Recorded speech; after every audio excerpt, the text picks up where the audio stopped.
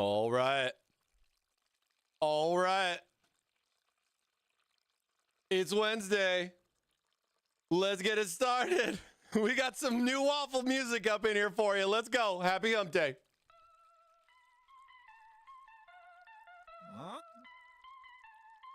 Mike the Camel rolling up, 2 humps strong. Thanksgiving Day saved, ain't nothing wrong. Crisis in the kitchen, turkey ran away, but Mike brought waffles, saved the day. In the desert heat, but cool as snow, Mike got the skills making waffles glow. Builder of PCs, big or tiny, graphical empire, ain't nothing slimy. Hump Day hero, Mike on the scene. Waffles for the fam, crispy and clean. Gaming setup sorted, no glitch in sight. Mike the savior. Thanksgiving night, stacking waffles high, syrup on top. Game nights rolling, never gonna stop. Custom rigs in the crib, all day long. We build, we game, our bond's real strong.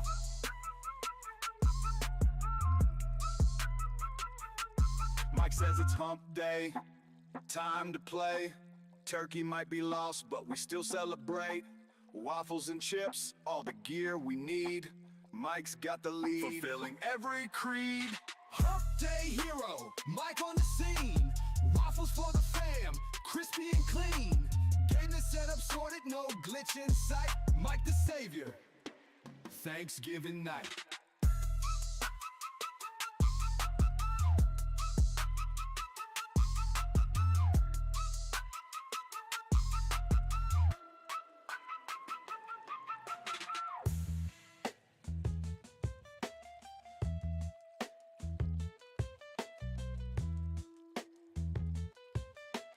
All right, your weekly waffle has begun.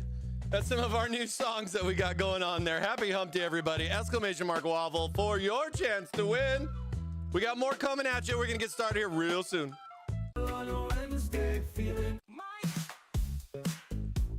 Yeah. Mike. What day is it, Mike?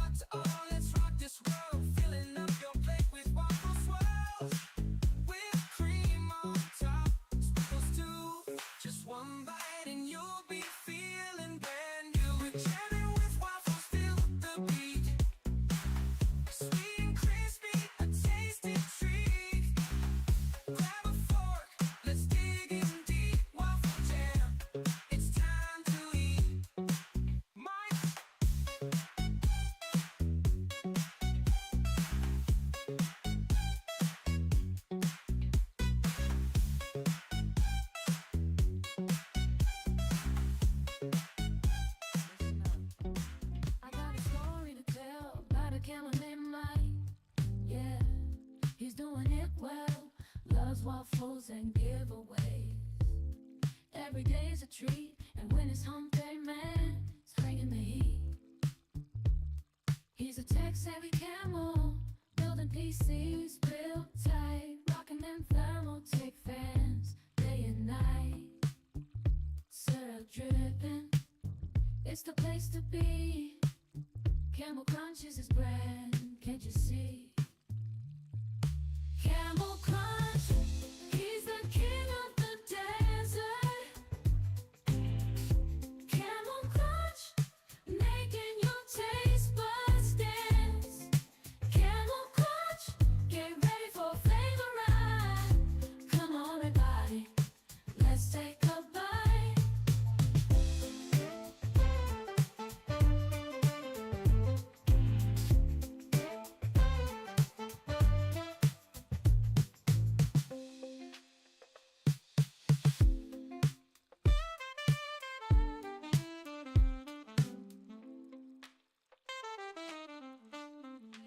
Take a bite. Hump Day, time to rise and shine. Gonna win some waffles, gonna make 'em mine. Got my Thermaltake. Happy hump day, everybody. What's going on? It is another beautiful Wednesday. What is up, everybody?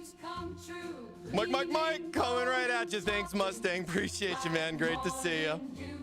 How's everybody today? How are we all doing today? What's going on? Oh, we got a first-time messenger in the chat. What's up, Box? Good to see you. Welcome. Don't forget to like and subscribe. Oh, man. The Wednesday before Turkey Day. The Wednesday before the Wednesday. We got a lot of Wednesdays coming up here. Oh, how's everybody doing? How's everybody doing? Looks like YouTube's up, Twitch is up. We're doing good. You guys are getting your waffles in. Exclamation mark waffle for your chance to win. Get those entries in there, you guys. We also got giveaways going on too. Lots of stuff. Lots of stuff. I think we have 5 days left on the giveaway. We'll be checking it out here. A lot of good stuff. Happy Waffle Wednesday. Oh, it's always a good Wednesday when it's Waffle Wednesday. Am I right? What's going on? Oh, dude, I'm so excited. Everything's working. Everything's working today, man. I'm so excited. You know, it was some crazy stuff. I think I figured out what my problem was as far as getting my green screen to work or my NVIDIA broadcast to work and everything like that. There was some updates. This was related to Windows updates, if you are familiar. And of course, yes, I had problems too. And I mean, it was crazy. Like, it worked on Monday, and then it didn't work on Wednesday. It didn't work on Thursday. I tried it on Friday, and I was like, oh, what am I doing wrong? I reinstalled stuff, you know, started doing the process of elimination. It's always troubleshooting, man, if it's a PC or whatever it be. But I think I figured it out. They did have an update for it. I think it related to Windows 11 24H2 update, which affected some other things. NVIDIA pushed out, I think it was broadcast version 39 as a hotfix for that, but it wasn't working. And I was like, what's going on? And then it dawned on me. They just released the NVIDIA app, right? So the new NVIDIA app is now more or less overtaking NVIDIA experience. Yay, no logins. Thank you, NVIDIA. And I reinstalled the NVIDIA app and then reinstalled broadcast, and I've been good. So I think I figured it out. I want a giant turkey waffle. Me too. Me too. Dude, let me see. Look at here. I had some other. I had some quite interesting. I don't know if you saw. You want a turkey waffle? A turkey waffle? We got more. We got more, baby. We got all the waffle turkeys that you could want here at the channel. Let's go. It's almost that time. It's almost that time, everybody. Get ready. Look at this. Look at this cute turkey right here. Look at this cute turkey right here. It's almost got like a little mini pancake for a face. It's so funny. Oh, man. So cool. The stuff AI's coming up with, man. So neat to see all this fun stuff. Really cool stuff. Really cool stuff. We got Mike the Camel here. He's getting ready to carve that turkey. Kicking off next week. It's going to be a lot of fun. Whoa. Whoa. Wait a minute. Did I just see 250 stream streakers right now? Did I just see Pig Radio and Fear Check coming in? Both of you with 50 weeks in a row, dude. Love. All I can give you is love. Holy wowzers. And you know, no, everybody, dude, I know a lot of you guys are here like all the time, and you guys have this. I love it. It doesn't matter if you have 2 or 20. It's all love, man. Thank you so much. 50 is crazy. 49's wild too, Tom. That's insane, dude. That is insane. Oh, man, what am I going to do when I want to stream more? You guys going to just watch everything? Holy crap. Holy crap. You broke your stream streak last week. Oh no, I'm sorry. It's okay. You can build it back up. I wish I could reset it. I wish I could. All right, so let's kick off some of our stuff here today. We got a lot in store for you guys as always. So I think some of the really neat things we got going on over at Thermaltake. Of course, we have CES coming up here at the beginning of the year. We'll be at the beautiful Venetian in Las Vegas here in January, but that's not holding us back on product launches, as we have some new products in store for you just in time for Christmas.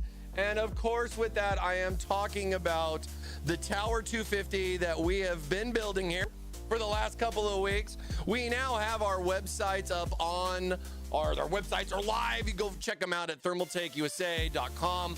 You can see them on our global page. We have it up here. But specifically on the USA page, we now have our Notify Me up, and you can go in here and get notified. And as you can see, we have an expected arrival date of December 4th, baby. So just in time, maybe a little late for the Black Friday. I wouldn't think of it on a Black Friday special with a new product launch, but still coming in $129. The Tower 250 mini tower, this Mini-ITX thing is just an amazing case. We've been having a lot of fun building in it. I love that we have like the trifecta of towers going on with the 250 on mini, the 300 on micro, and the 6 coming in for ATX, man. It's so cool. I hope you guys have been enjoying it, as well as all the colors. We'll be having the Tower 250 launching in 4 colors to kick off, and I'd probably be a liar if I said we're not going to do any more. It definitely seems like more and more colors are coming here from Thermaltake, going all the way into 2025 and beyond, man. It's going to be wild. Wait, was that in stock? Was that? Oh, so, wait. Oh, okay. It was just, I saw the sold out note if he changed it. Yeah, so you guys can get notified on this if you would like to know when it's available, or just kind of plan around 12/4 for that expected launch. I know a lot of people have been asking me.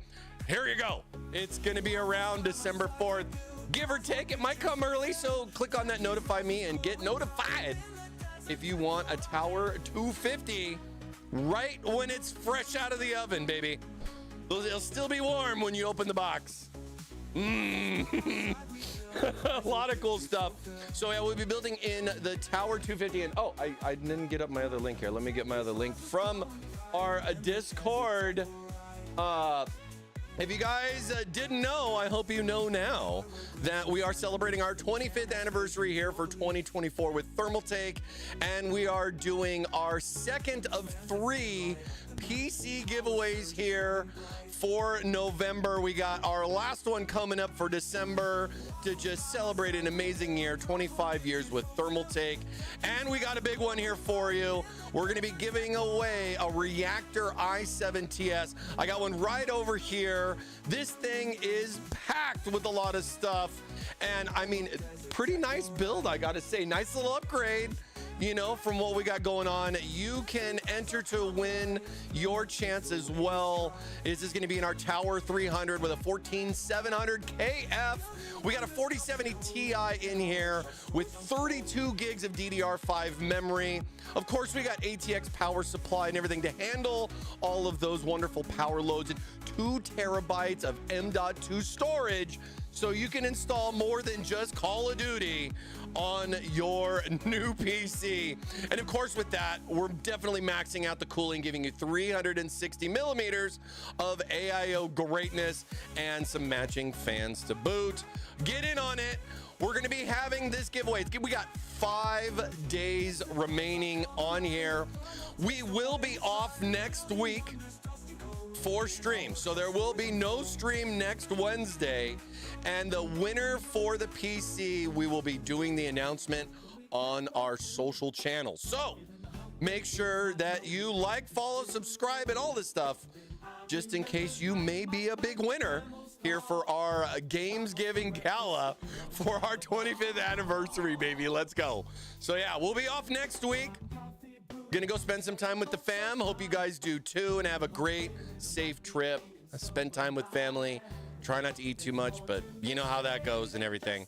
But yeah, winner will be announced on our Thermaltake USA social channels. So check that. I think we're going to blast it everywhere. And then also, too, if you want to check when you come back here to the Gleam, once the winner is announced, the name will show up right down here on the bottom. So feel free to check once our giveaway ends. I believe we're going to be announcing the winner on Wednesday on our social channels. So make sure you keep an eye out for that. Over 1.3 million entries. 5 days left, everybody. One prize, one big win. We got the Reactor i7-TS coming up here for our part 2 PC giveaway. Let's go. Man, PC giveaways all over the place. All over the place. Oh, and I also want to give a quick little shout out as well to our friends over at Overkill Gaming. They had their giveaway going on. It just ended.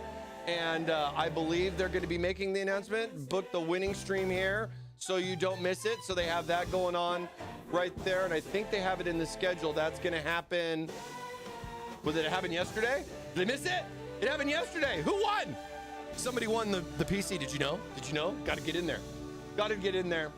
Cool stuff, though, from Overkill Gaming. I think we got some more stuff planned for them as well. So you just have to keep an eye out on that. Keep an eye out. We love giving it away, baby. We love giving it away. And of course, with giveaways, we have our weekly waffle here going on where we're going to have likely 2 winners as we hit 100 viewers later on in the stream. And yeah, we'll be spinning our waffle wheel. Exclamation mark waffle for your chance to win. You can double down on both Twitch and or YouTube to get 2 stacks of waffles just for following. Of course, US and Canada only. Terms and all that fun stuff apply. You know how it goes.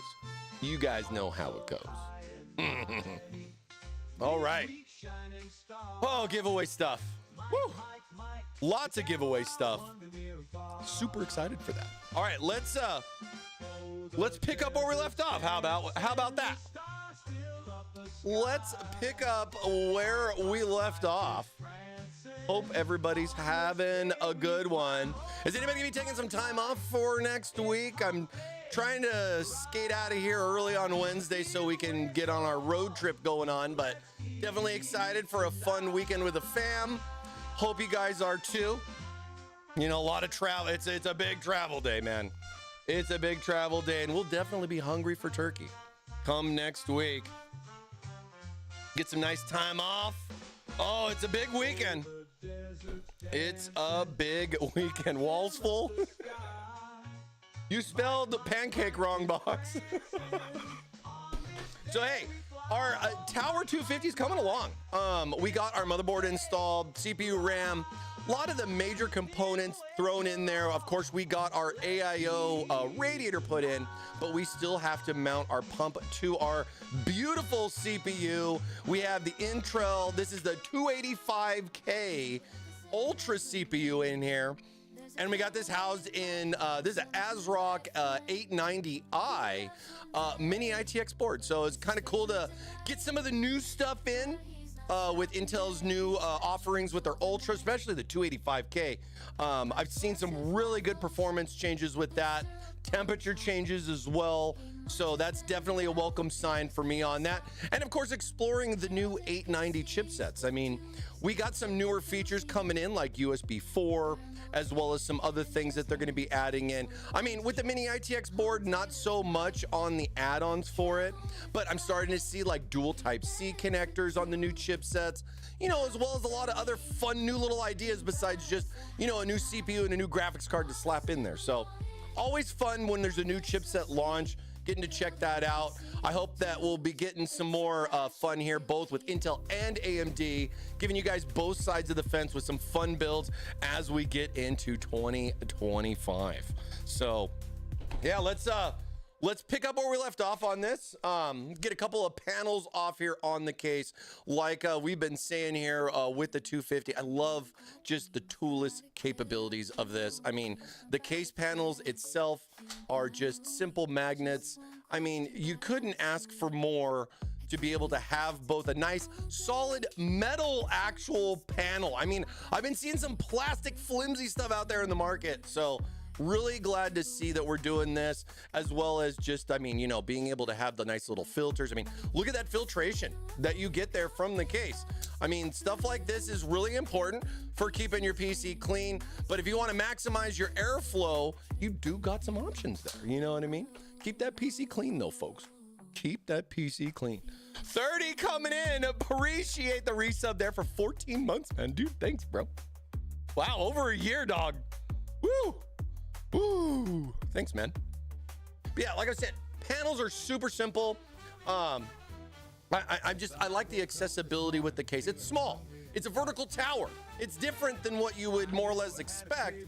But at the same time, I don't think it's going to be too troublesome for people. And of course, you know, I got my pros and cons with everything, you know, and I feel that you guys agree with me on a lot of stuff.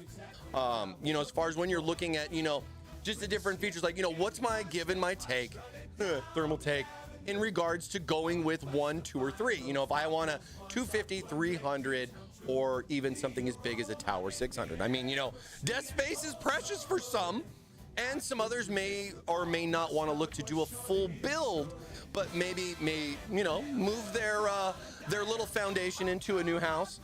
They got Mini-ITX and they're looking for a new Mini-ITX look.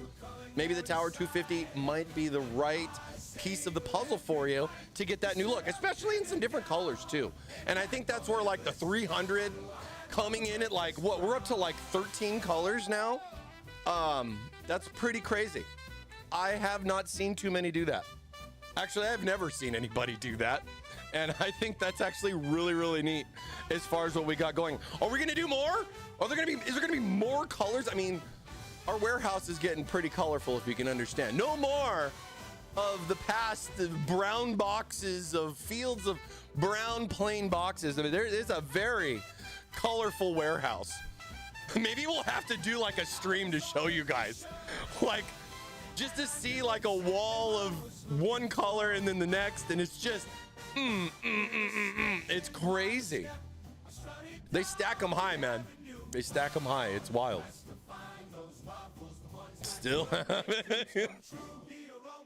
dude, thank you guys so much. Beantown coming in with a 40 stream streak. Let's go, Bean. Let's go, Beantown, man. And yeah, I hope you guys dig the colors. I mean, it's kind of fun, you know, when you're looking for, you know, a new little look, new little place to park your PC. You got a lot of fun little options. And I like the Tower 250 a lot for that. I mean, you don't see too many Mini-ITX options out there in the market. Not just necessarily like motherboard choices, but looking at just like case variety, you know? I mean, yeah, an ATX case is gonna fit mini, but who would do that? You know what I mean? It looks too dinky in there. Even micro, like our micro ATX cases, you can fit mini. And we've even had cases where we said they were mini and you could fit micro. So, I mean, you know, there's some give and the take with this, but this is a true Mini-ITX case. There is no chance you can fit micro in this one, just to be fair. But one of the things I love about this case, from looking at this in comparison to like the Tower 100, is that you're getting that full top to bottom 360 AIO cooling, where with the 100 you only had that 120 option. So this is huge in today's market for the latest and greatest hardware, so that you're not worrying about like too much heat exchange in a small package and being able to get some good performance. You know, if you're going to use this for a gaming PC, maybe, you know, kids' first PC. I mean, hey, Christmas is around the corner, you know, and then, you know, or just having a nice little media box, you know? I think a lot of people like a lot of stuff. Double 360 water cooling. You know, you're not wrong. You're not wrong. I mean, like, we definitely need to go bigger on some of this stuff. The anticipation for like a refresh of the 900 is definitely something that's just, you know, giving me that little itch. You know what I mean? Like, come on, dual 560s, dual loop builds. Ah! It'd be some fun stuff. I would definitely say it'd be some fun stuff. But either way, we got a variety of options and a variety of colors. So take a look at the Tower series. As you know, it's packing in a lot of stuff in there. So, all right. Oh, hey, one more panel we got to take off here. But, you know, nice and simple, breaking the case down, being able to have the access. I kind of tucked a little bit of my components back in here just so I wouldn't lose them from last Wednesday. And we can get everything going. But yeah, you guys let me know. Is Mini-ITX an option? And you know, with the options that you have with Mini, is there something that you're looking more for? Let us know in the chat. Let us know in the chat. You know, what do you expect out of a Mini-ITX case? Or do you just want something smaller? Maybe you don't consider this Mini-ITX, and I can totally understand. I can totally understand. I mean, we're not talking liters here with this. We're just saying it's Mini-ITX, right?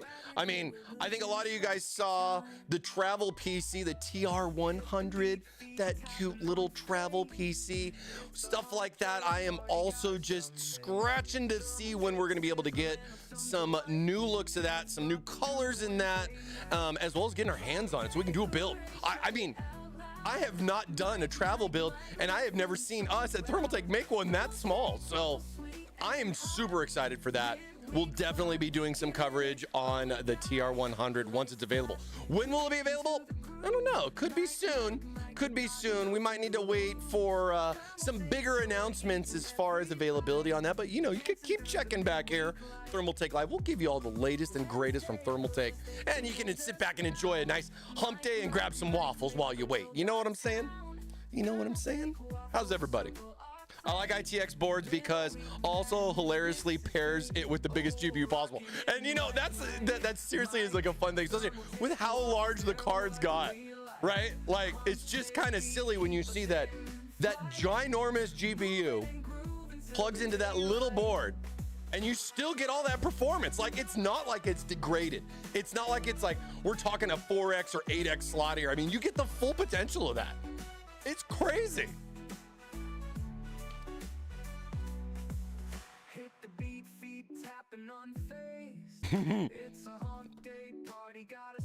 I don't care what it is as long as it plays games and works. I had to send my PC back twice. Yeah, I feel the frustration with that. And I can definitely agree that anybody that's having problems with their PC and having to return it, that's definitely frustrating. So sorry for that. So I hope you figure that out, my friend. Hope that's not on us and everything, because I know there's a lot of options that are out there. But hey, if there's anything that I can do to help, and it is like a Thermaltake related product, always know my door is always open. Feel free to reach out to me on social medias or just send me a DM in our Discord, you know? Anything that I can always do, hey, that's why I'm here. That's why I'm here, man. Stuff happens. We get it. We'll make it right. We'll make it right. I refuse to do the cable management until it works for at least 2 weeks. And you know, right there is a staple as far as what we talk about here on the channel with doing any PC builds. The main thing that you want to do is make sure your system is functional. Give it that test drive. And I mean, even sometimes when we do custom cooled builds, like our purple build back here that we're streaming on, you know, custom hard tubing, a lot of times it's really good to do a simple bread box and just test the components, make sure you can get a post, see if there's any BIOS flash issues and all that stuff before you get to the point where you're water blocking and filling coolant in the system. You know what I mean? So we'll be doing that as well here with this one. We got a couple of wires to hook up. We got a pump to mount and some other fun stuff. So stay tuned today. Happy Wednesday, and get your waffle on. Exclamation mark waffle, your chance to win. Let's go, everybody. Let's go, everybody. Mike, I stole your idea and tested without a cooler every time and added another component to try to find the problem. Yeah, you know, and if you can understand too, for me, you know, like on the live stream, a lot of this stuff is not pre-tested, or if I do pre-testing, I do it with you guys. So I learn too as we go forward with it. This is my first build in the Tower 250. I mean, I at least get to cheat a little bit and kind of look at the case and see what's gonna fit. You know, I mean, planning is important. You know what I'm saying? But you don't really kind of know until you dive in on it. You know, certain little things can happen, you know, and those are the things that we like to talk about here on the channel, so we can give you guys the highlights of what's the do's and what's the don'ts for each case that we go through. I think at least I try. So, yeah, let's see. What do we want to do? We have a ginormous GPU to install. We got our fans on the top as well as on our AIO over here. And one of the things I like too about this case is that real simple screw mounting, 2 screws, panel comes out. You can remove that whole AIO and take that out of the case. And I like the fact that it's because it's so small in a way that if you wanted to do something where you don't want to actually dismount the pump from like your CPU, you have some nice little wiggle room with the tube link there to be able to pull that rad out if you want to do like a quick little clean on it and then put it back in without having to deal with repasting. So stuff like that and those maintenance things is important because yeah, everything's hopefully hunky-dory right out the gate when you first get going. But hey, you want to keep all those horses going strong, you got to stay clean with it too. You know what I mean? Horses, I should have said camels.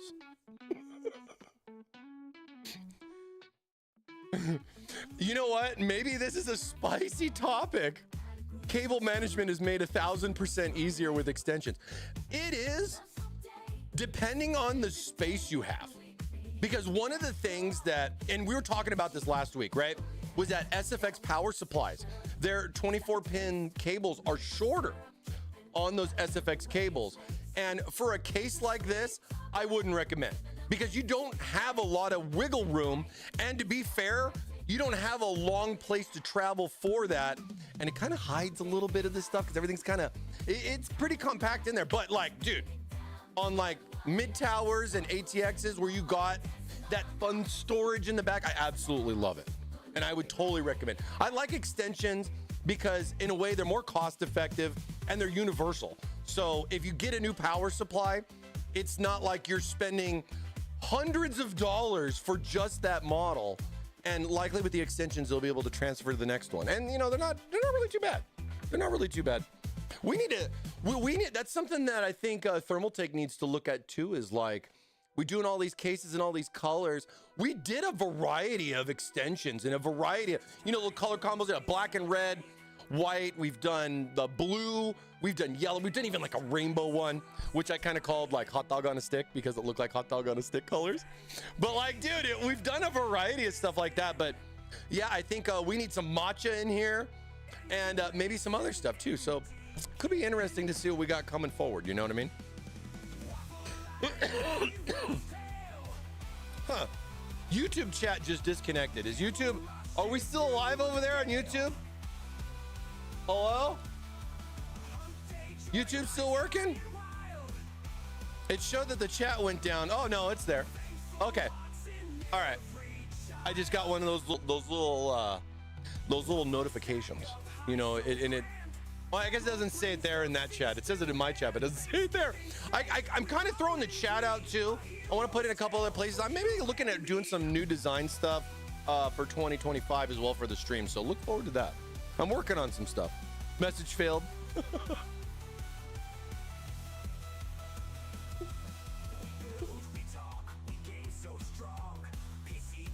Oh, this is one of my new ones.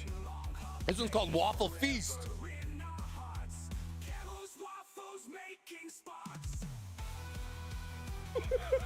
Gotta love AI, man. Oh, I love AI. Okay, so front panel connection, we hooked that up. So, you know, kind of making sure that we get all of our connections done before we really add anything else in there. You got kind of a tight space in a way.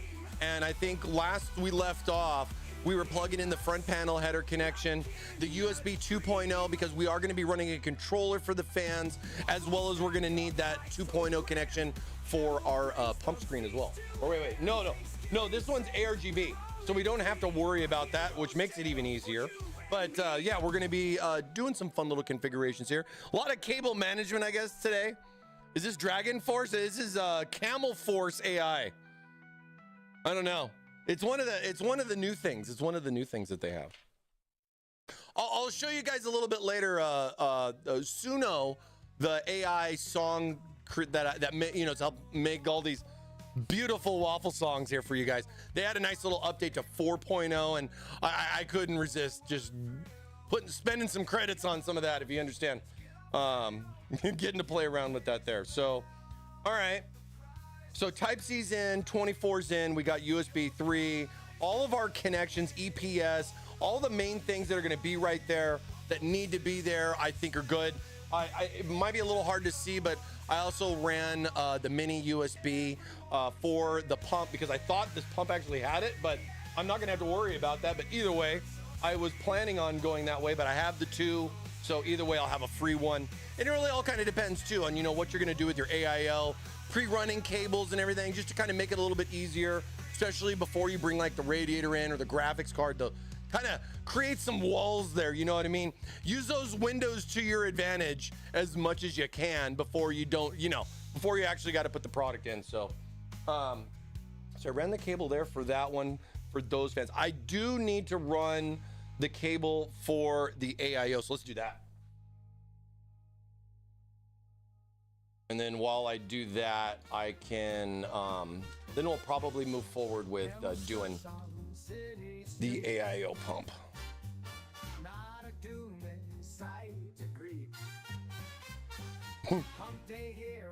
No, no, he didn't say camel making farts. I have like the full transcript of some of these songs. I'll have to show you guys. It makes like a cool little video too, which is really neat. Let's pull this back out here just for a second. So here's our AIO, and again, like I said, making it real simple to be able to remove the components and have that access. So, you know, double check, make sure like your EPS is in or anything that's going to be over here on this side of the case before locking down that AIO, so you're not getting in there tight. I mean, looking at this board, and I know it can vary, you know what I mean? Because Mini-ITX, they like to, they got to fit it somewhere, right? So there's a lot of headers here, you know, for like your CPU pump and everything like that. So putting that AIO in kind of makes it a little cumbersome because I'm going to have to put this in first before I plug that in, because I really don't want to plug this in and then put the AIO and worry about ripping this or pulling on that. But I think there's going to be plenty of room with that there. The other thing that I like too is with the way the case is set up, you guys can kind of see the light here on the side. This does accommodate for up to 280, but it can't do 420 in the size, and that is because of the height. And as you can see here, the AIO goes right top to bottom here on the bracket. So 360 is the maximum here for this. But I do like how it's offset, so meaning that the radiator's pulled more further towards the glass versus being more tighter up against there. Gives you a nice little pocket right here for those cable clearances and everything. And of course, that's another reason why I like to set it up that way, because, you know, any little bit of wiggle room I can get, you know, I'm definitely going to try to take advantage of that. But one thing that's going to be a little bit of a problem is I do have the magnetic connection for our 3 fans here on the bottom, and that access is really difficult with this installed. So I figured since we haven't mounted the pump, we'll pop it out real fast and we'll get this hooked up and get everything going. How's everybody doing though? Bro, you know the latest 24H2111 enabled BitLocker by default? What the hecker? You know, and it caused me a little bit of grief too. Last week, my green screen wasn't working. It looks like it was related to that update. And I gotta say, that Windows update snuck in on my work system. I didn't even see a notification for it.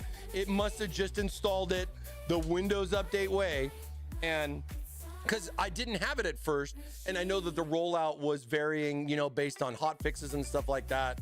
And, you know, hey, while we're at it talking about it, make sure you guys got your latest BIOS updates for your board. If you got Intel or AMD, they have some very specific updates that I definitely would want to make sure you guys don't miss. So get all that stuff going in, avoid the headaches, because like I said, I was, you know, doing process elimination last week, trying to figure out why my camera just wouldn't show up. Like, this works, no problem. Same with the others as far as just straight OBS and my capture card goes. But as far as NVIDIA's broadcast and everything, it was just not there. And I was like, what's going on? But, and NVIDIA had a press release on it too. I think it was back on like the 30th, and it said to update. But like I was saying, I think before, I updated broadcast, but I didn't, well, and I updated the NVIDIA app. But then I read somewhere somebody said uninstall both and reinstall both, do the app first and then broadcast. And hey, we're good. That's fixed it for me. I haven't seen the problem since, but hey, we'll see how it goes here for the rest of the show. We'll see how it goes. Let's see. Double checking. Look, still working. Let's go. Let's go here. All right. Let's get on some new stuff. Oh, yeah. Let's see. What do we want to listen to today?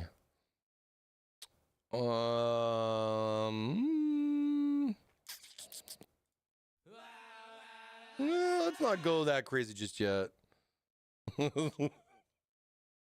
We'll keep it. Oh, whoa. Oh, I gotta hold on. I gotta change my audio. I don't want to get in trouble. Changing my audio really fast. Don't want to get in trouble.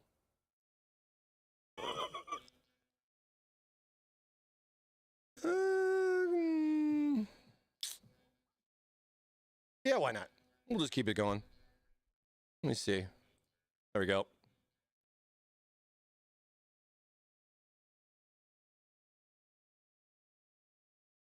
There we go. Let's see if this is working too.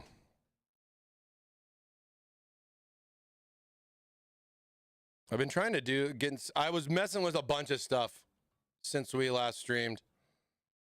Come on, switch. It's not switching. All right, fine. I'll just go to Twitch.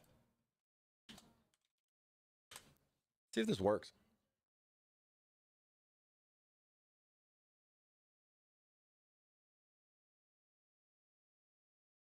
Oh, see, look, I got it working. Okay, so typing exclamation mark song. See, look, Long View by Green Day. Cool. Now I got to figure out how to do some other stuff with it. This is exciting. All right. We get some other stuff figured out.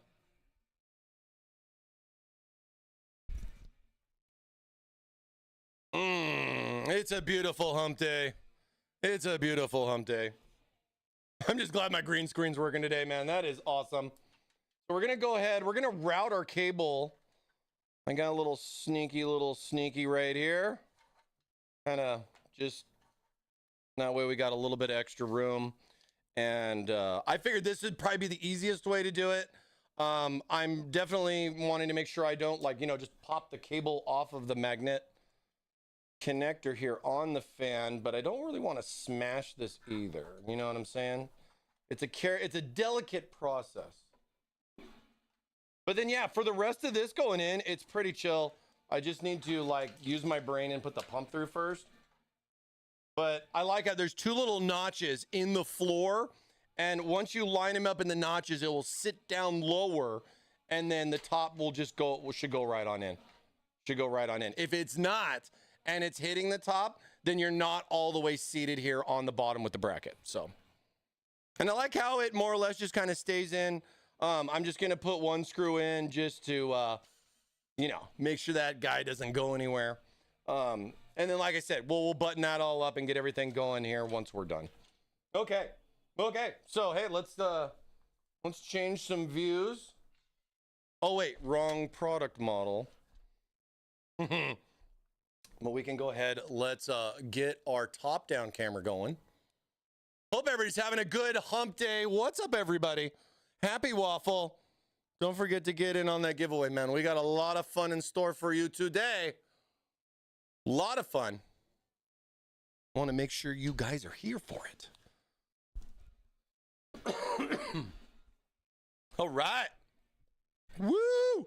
Hump day. Again. There we go. There we go. You guys we can all hang out together now.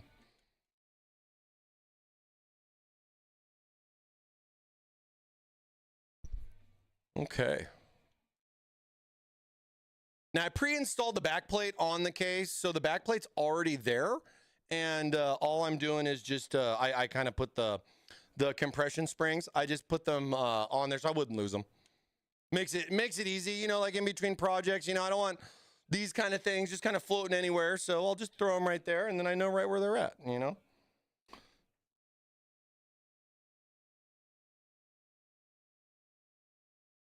And here's to hoping I got enough thermal paste.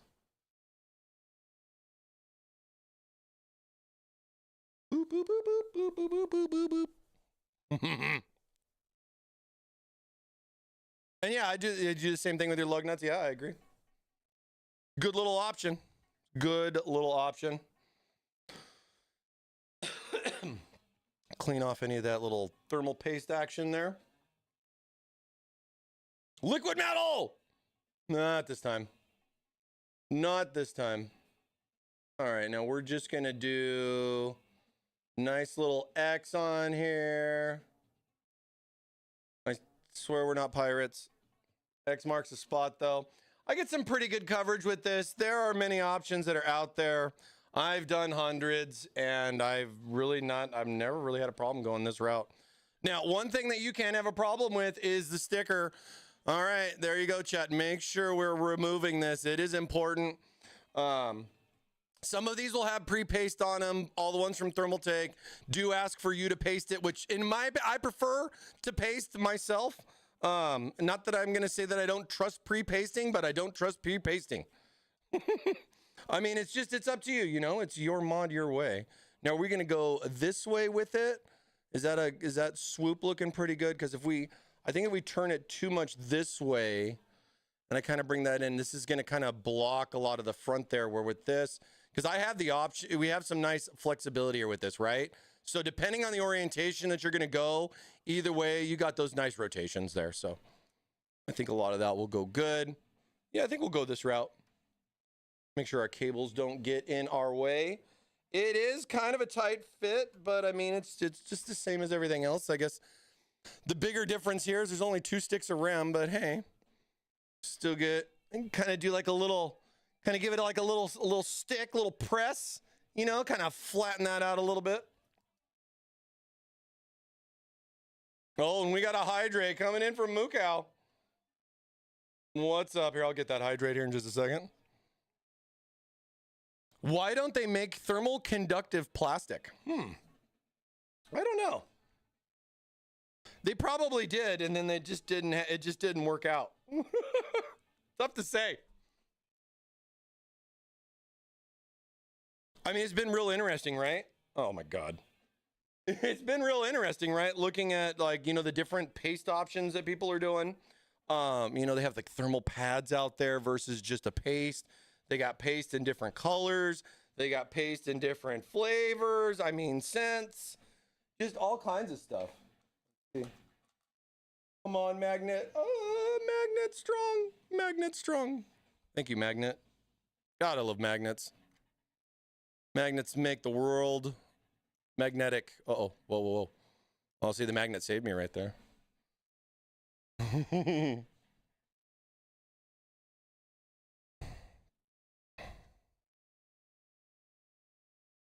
I think a lot of it has to do with what it's made out of, you know what I mean?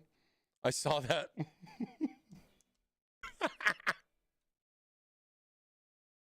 This one's usually, you got to just, I kind of like do this, kind of scooch them over, and you got your little axis right here.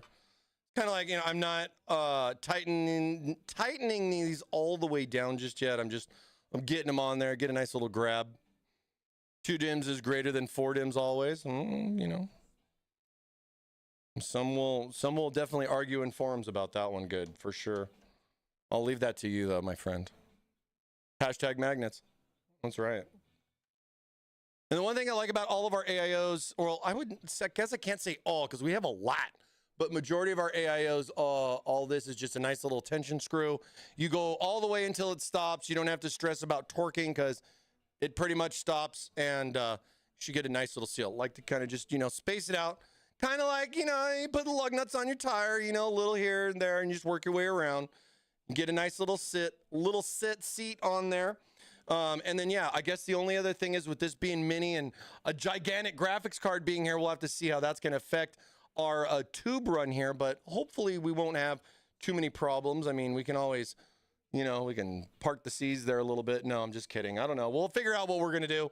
But either way, we'll have some options with that. And then let's go ahead and get this little twisty tie off here. Give me that gray stuff only, unflavored and shiny. And, you know, I do agree with a lot of that. And I will say, too, that there are some thermal pastes out there that are not as consistent as others. You know, kind of like the free paste is a little bit more runny. People would say it's more, you know, just, I guess, like, you know, liquid versus like a peanut butter or like a pancake batter, you know, and you can get some different variances there with that, and that does affect the usage too, like as far as, you know, how much thermal paste you're going to use on that application, especially if it's a little, how would you say it, juicy versus thicker on some of that stuff. I don't know, it's a tough one to say right there.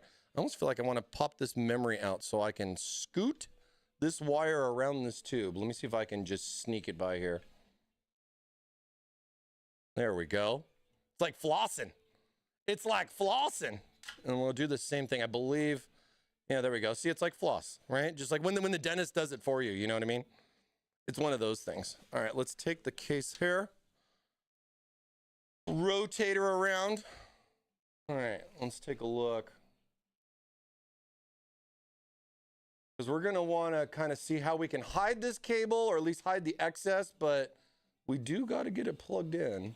And I'm looking right there at the port that it's going to go in. And like I was saying, this is a tight little fit right here. I mean, this is going to be like a little one finger action.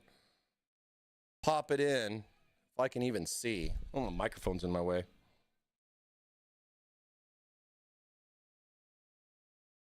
And like I said, I mean, if this comes to a problem, like say, like I'm having a hard time with this, right?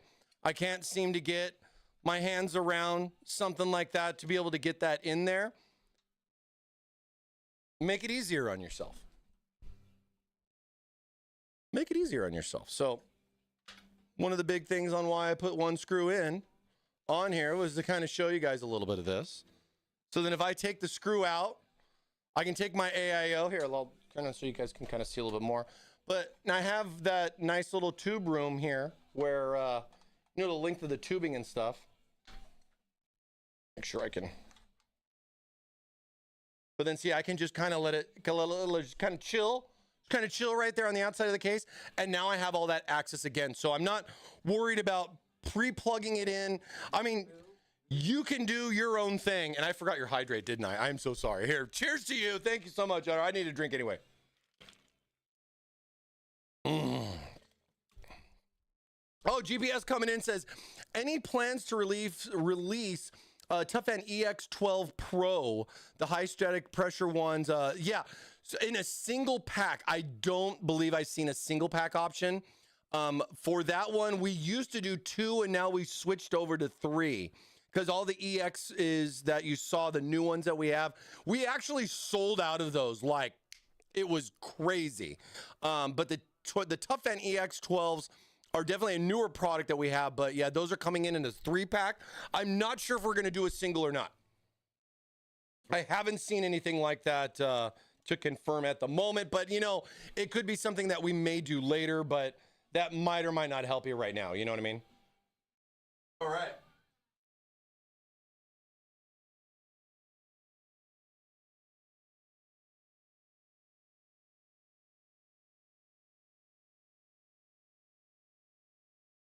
And then see, that way I got some nice access. I have that room that I need. My AIO is just hanging outside the case just a little bit. And this is giving me that little bit of room that I need here to just make sure stuff's plugged in. And then it also kind of helps too, because I can also tuck this cable in this nice little spot right here for it. I'll show you guys here in a second. Let me just get this stuff plugged in. I got to do the 5-volt as well. And that's 2 on one side and 1 on the other.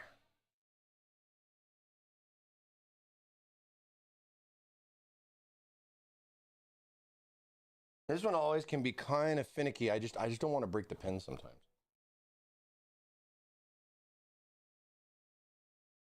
There we go. And then I'll take the little excess here and I'll tuck this back in there.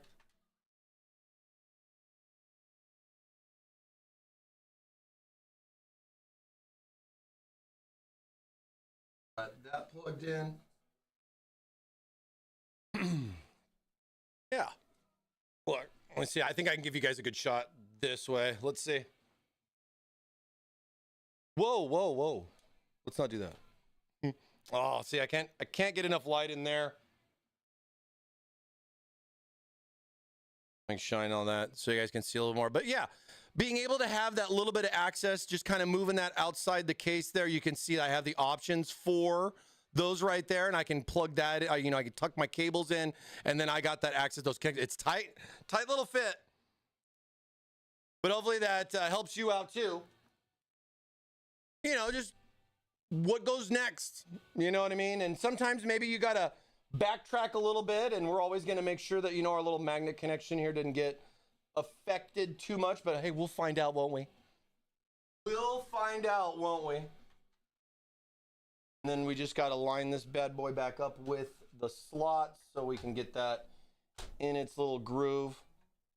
And it feels pretty good when once it's in the right spot. Kind of slaps right back into there real good. Nice and easy. We're just kind of showing you stuff like that. These are kind of things. Don't get frustrated and sit there trying to figure out how to get in there either with your thumb or your finger. And kind of, see if there's a way to, make it a little bit easier for yourself. Now we have our pump with our connection cables in. We've got the AIO locked in there, and I got my nice cables here on the back so I can do all the fun little cable management there once we know everything's up and running, right? Right, we got to make sure everything's working first. And yes, did we hit 100 already? Did we hit 100 already? Let's go. Let's go. Doubling down on the waffles here today for you guys. We got some extra waffles in store. Man, dude, refresh already. It's really interesting how it's cutting off the top. Why is it cutting the top off? On my video thing right here. I can't actually see. The viewers part is actually cut off, but I can see this as 100. OBS still shows 86 right now, so wait for it to update, but I always appreciate a box. Let's go. Let's go. Waffles for Thanksgiving. We're going to have 2 waffle winners later on here today. Excited for that. I hope you are too. Get in on it. Exclamation mark waffle. Waffle in. Okay.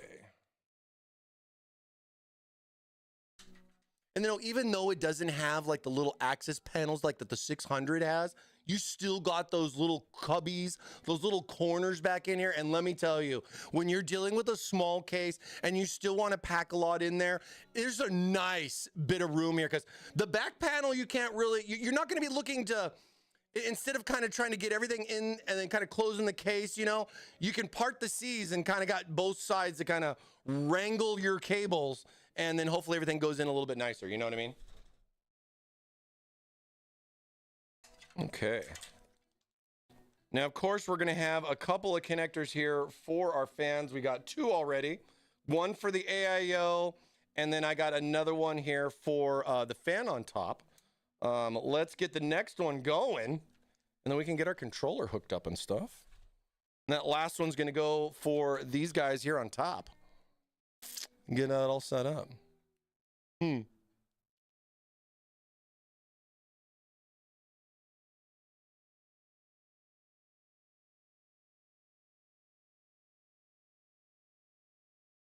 Ooh, less than Jake. Nice. Hey, Moo coming in with a 50 stream moos. Thank you for the 50 moos. I appreciate that as well. You know I do. Always good to see you. 50 moves, dude. Oh, man, that's great. And then, yeah, this one's going to be super simple. Just right here, down on top. Now, the one thing that I can give some advice on is all the connections go through the top, right? So your Ethernet, USB, your display, all goes through the top part of the case. So plan accordingly for like mouse and keyboard for extensions, depending on where this is going to be. But at the same time, when you're routing your cables, you got to kind of look how the back of the case is set up, right? This side over here is a wall. So there is no cutout on this side, but then you have your access panel over here. So with that being said, instead of running my cable on that side, I'm going to run my cable down over on this side because I got plenty of length with it. And this is just going to give me a little bit more room because I'm going to have to run like my HDMI, display port, everything is going to have to run in through here if you want to plug it directly into the IO on the motherboard. Now, of course, Wi-Fi stuff makes things as easy as possible for this. You just got to plug your little RFI things in there and you're good to go. But like if you are going to be doing, you know, multi-monitor setups in a small case like this, plan accordingly for your cable height connectors, look at low profile options, and just try to find one where the cable is not like freaking like 2 gauge. You know what I mean? You don't need that. Well, I mean, you might need that, but you know what I mean? Like, you're not going to want to get super thick. They make some really nice flat HDMI and DisplayPort cables too. And, you know, if you have any concerns with that, plan around that. Maybe try that out. See what you think. I mean, like, I know for like, you know, my setup that I have at home, my PC's over here and I got all my monitors on the wall, but I wanted that cableless look, right? So I did the whole thing, cut through the hole, put the little tube in the wall, you know, and I ran the, but I had to get like 15-foot DisplayPort cables. So then I ran multiple DisplayPort cables and I had to run all that and plan that all out because I was like, dude, it's got to go all the way over there. And it's just, I have a large desk. I'm a big guy. I want a big desk. And I built it. Oh man, it was so much fun. Just bolted it to the big old floating desk. It was so much fun. So much fun. And it's like, I know we sell Thermaltake furniture. You'd think I would have the full suite of Thermaltake in my game room. I do have a chair, and I've had a Thermaltake chair in my game room for, I don't even know now, since they came out. I've been sitting in a Thermaltake gaming chair for several years. Several years. We should have you show your home setup. Yeah. I don't know if I've shared pictures, actually. I think I did a while back when I did do the build. I think it was around this time, maybe about 2 years ago.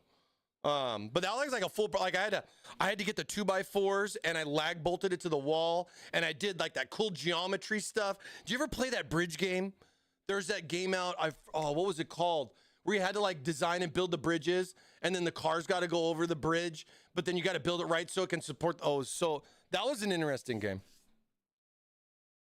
But yeah, wireless power and Bluetooth monitors, you know, that's the future. We'll have to see how that all goes down, right?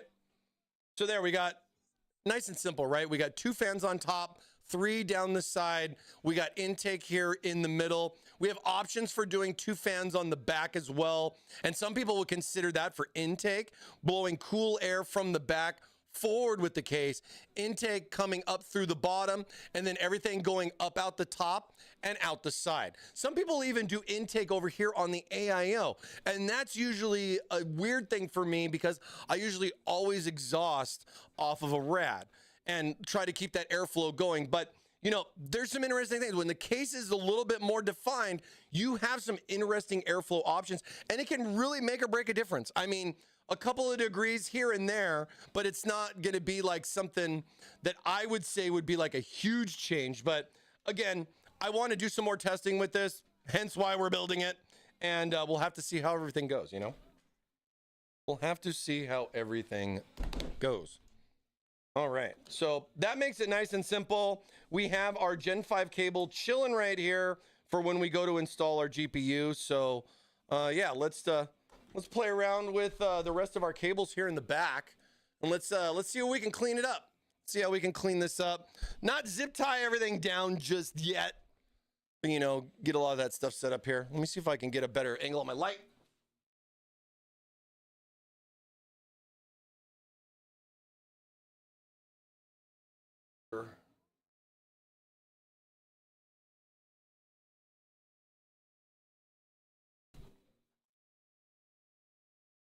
Might be a little too bright for a lot of stuff, but I think we'll be able to get some good stuff going. There we go.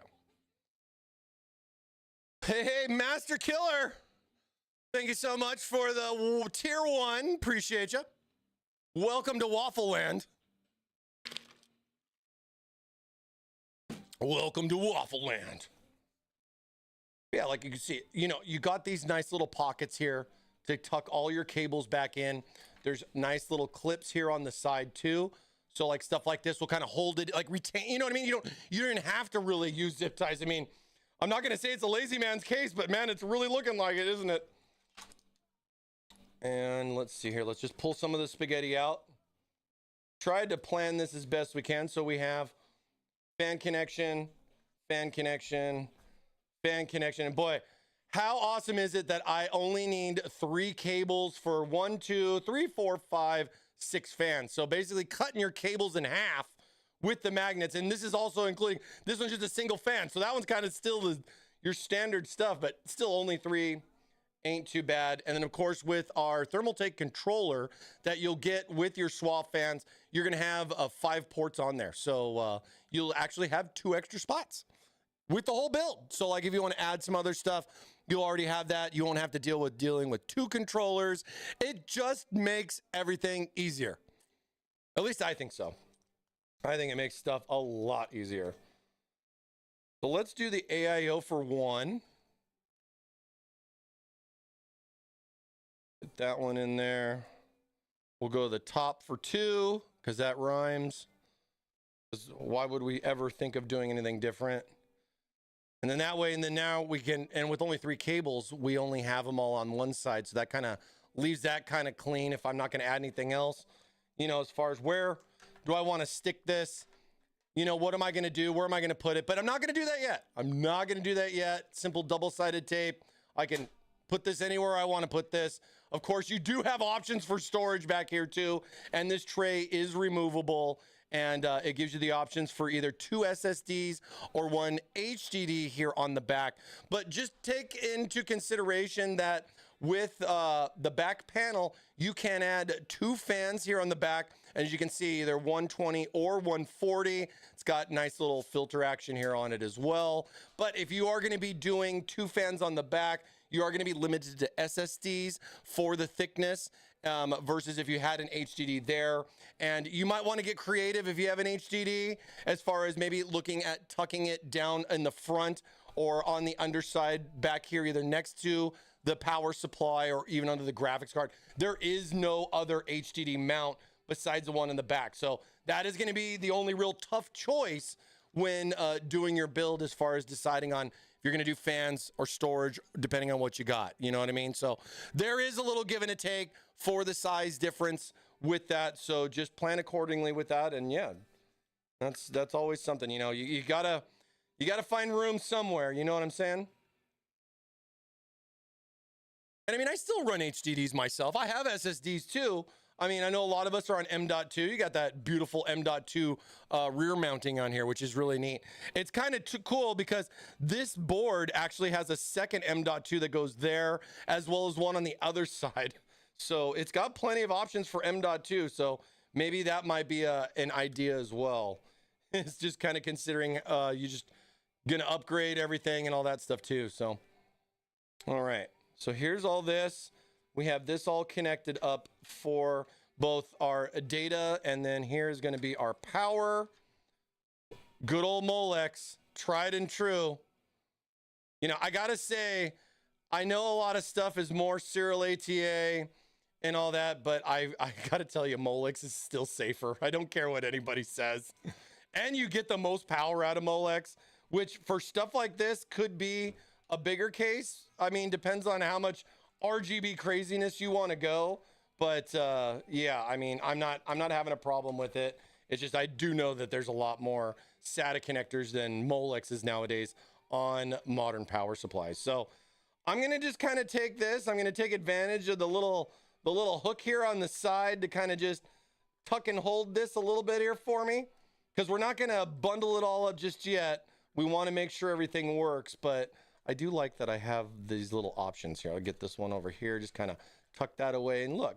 See, now nothing's kind of dragging or hanging from the case. I mean, you could literally close the door on this and not care. You know what I'm saying? But you know, we'll clean that up. We'll clean that up, make it a little bit better, right? We have this right here with that. Of course, you can see this fan, we rotated the blade or swapped the blade on it, so that is in an intake formation.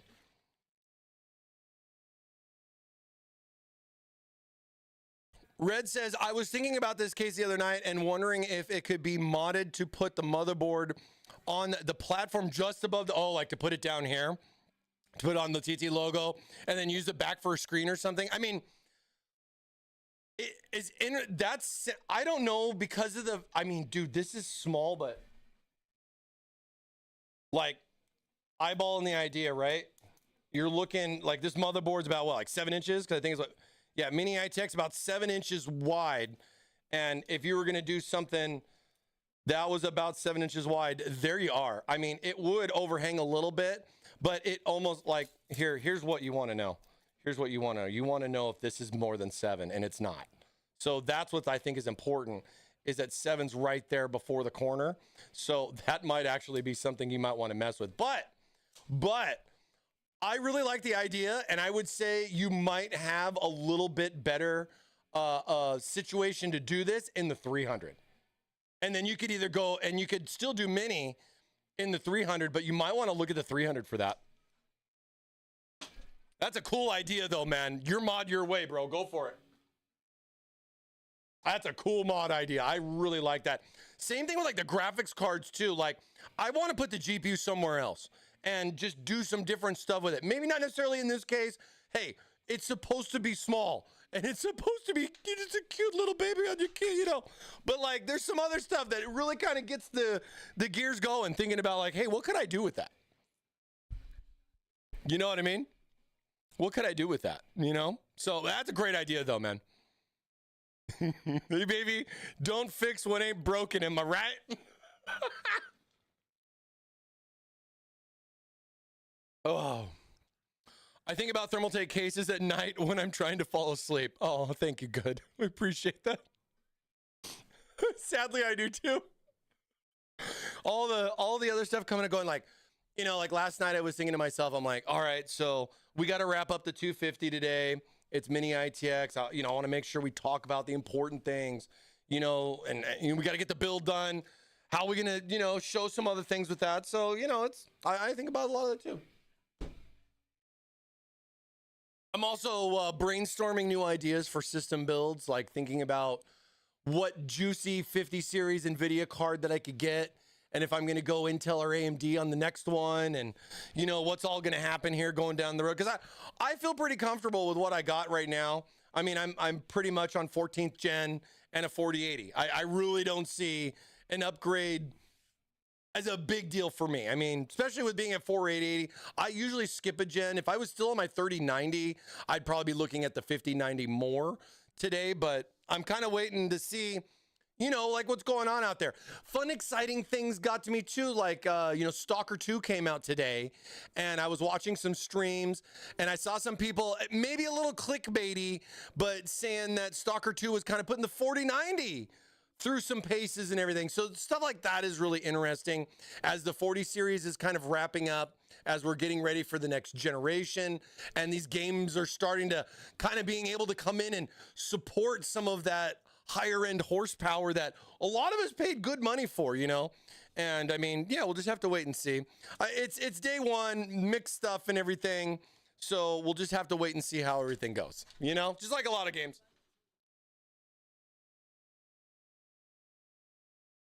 Looks like a lot of games. And again, don't forget to take that sticker off. Exactly. See? And that's what's important. Can it run Crysis? Absolutely. Actually, it can't run Crysis.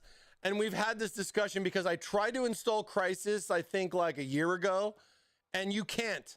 Like it doesn't work anymore. You can't just go in and download it off of Steam. So it does become a little bit of a problem.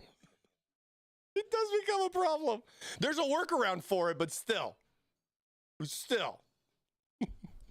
I want a 285K for like 250 though. Okay, sure. In this economy, I wish you the best of luck, my friend. Maybe you'll get a deal. Maybe you'll find a deal, but maybe not. I don't think so. Crysis is on Game Pass? Dude, I gotta check out Game Pass. How many of you guys are running Game Pass? Type 1 in the chat. I'm curious. How many of you guys have Game Pass? Type 1 in the chat. I'd be curious to know how many people are playing or messing around with Game Pass. One. Oh.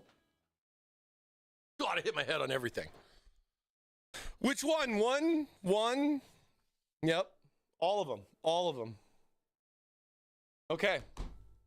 Now, of course, the smallest component in the bunch here. Actually, I don't know if the AIO is actually bigger. I think so. Let's see. Okay, yeah, the AIO's got it beat by a couple. Okay. So the GPU is not the biggest thing in the box. It's still the AIO, which in a way makes sense. Now, where it's at, one of the cool things about this case is that it's compact. It can't fit as much as you would think it would, but we've done some very clever little things to try to maximize your build. I would think some of these things are just like the little details, man. Perfect. The little details are perfect. Now, one thing is that I'm looking at with this card versus that is that this one does have a 3-pronger. So this is a 3-prong card, and this has only got 2 expansion slots that are on there. So let's take a look as far as how that's going to mount in. But at the same time, I want to show you guys this again, and I'll get real close in on it so you guys can see. But right here, there is a little notch. This little notch, this little cutout here is got a very key role. This right here, because if you look at the rest of the case, it's all just a solid bar going down, you know, for the panel that's going to go on. But this right here is cut out very specifically for these forks to be able to fit through, because as you can see how freaking big this card is. I'll have to move that back a little bit. Look at when you look at something like this, if you had to go in here, it's kind of like a tight fit. You're worried about hitting this and all that stuff. So this just gives you that little bit of clearance to get your card wiggled in there so you can get it installed. Now that I've shown you this, I'm going to do it the right way, which is more or less, I'm going to lay the case down and I'm going to put it in. But want to make sure I show you guys that little notch, because it might save you too with getting a larger GPU in the Tower 250. And I think stuff like that is amazing. I think those little details are the little details that I just adore. Let's see if I can do it. Let's see if I can put it in this way. Let's see.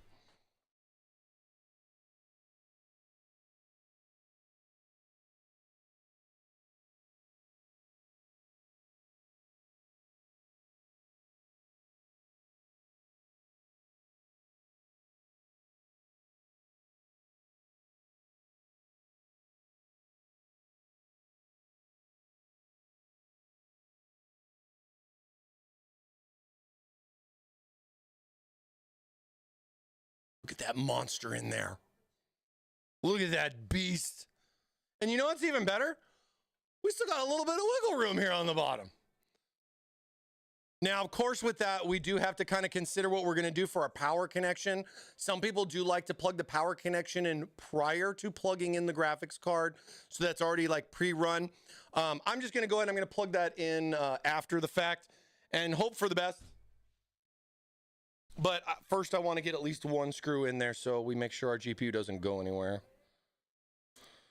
You know, important things. Important things. Let's see. Did I get an extra one here from the box? Where we go? Oh, no, that's the wrong one. Oh, here's one. I found one. I think 5080 is going to get nerfed so they can... we'll see. We'll see, man. I don't know. They'll just make a new SKU, right? Isn't that what they're going to do? They're just going to make a new SKU.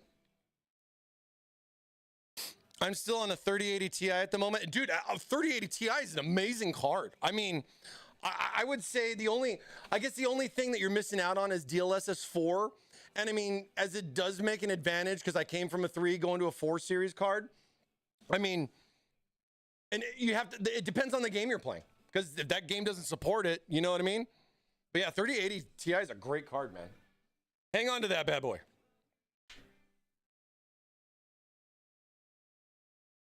Is it an EVGA one?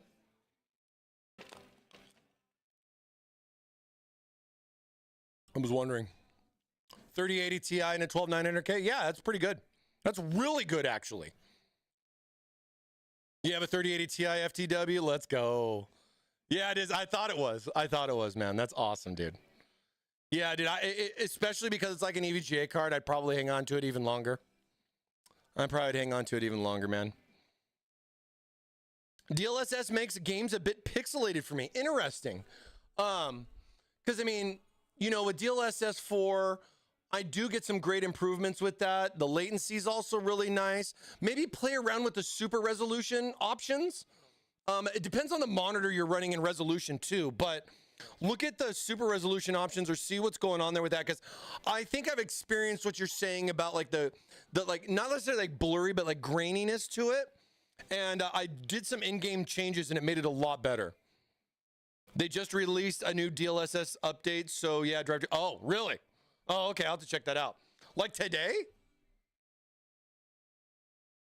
I didn't see it. I'll have to check that out. I didn't see it today.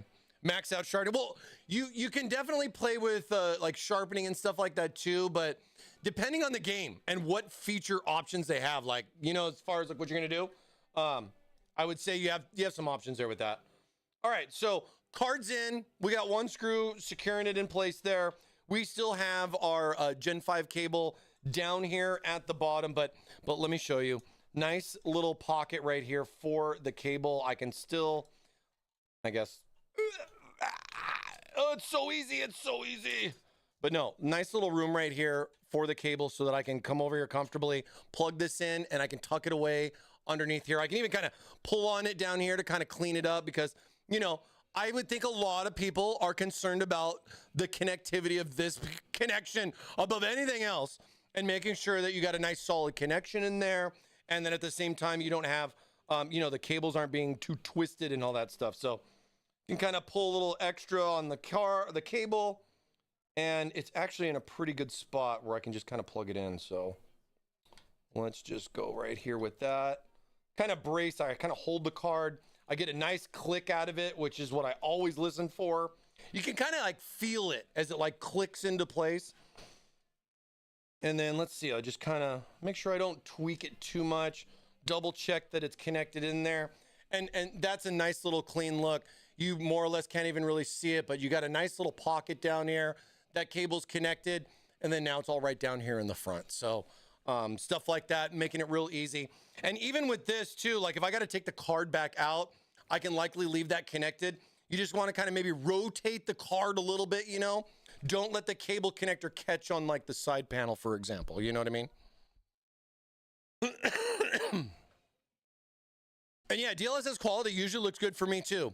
I turn motion blur off. I just go, that's like one of the first things I do is disable motion blur. I think that setting is kind of weird. I don't think a lot of people really like motion blur. And the funny part is too, like with streaming, I see a lot of streamers always say like they turn it off because certain people can, you know, get the motion sickness from it and stuff. But to be fair, it was never really a feature that I cared about. Like I was always like oh, it's gonna make things harder to see. And I could just turn, it's like grass detail, right? And you're playing an FPS game. And that FPS game, you can have the best of the best with honors. But then your grass is like this. And then you got somebody that's got like a 1050 card, and they have no grass, and they could see you. Some of those settings should be illegal. So let's double check now. We got all of our power connections in for our power supply. 24-pin EPS, we got front panel, all that stuff plugged in.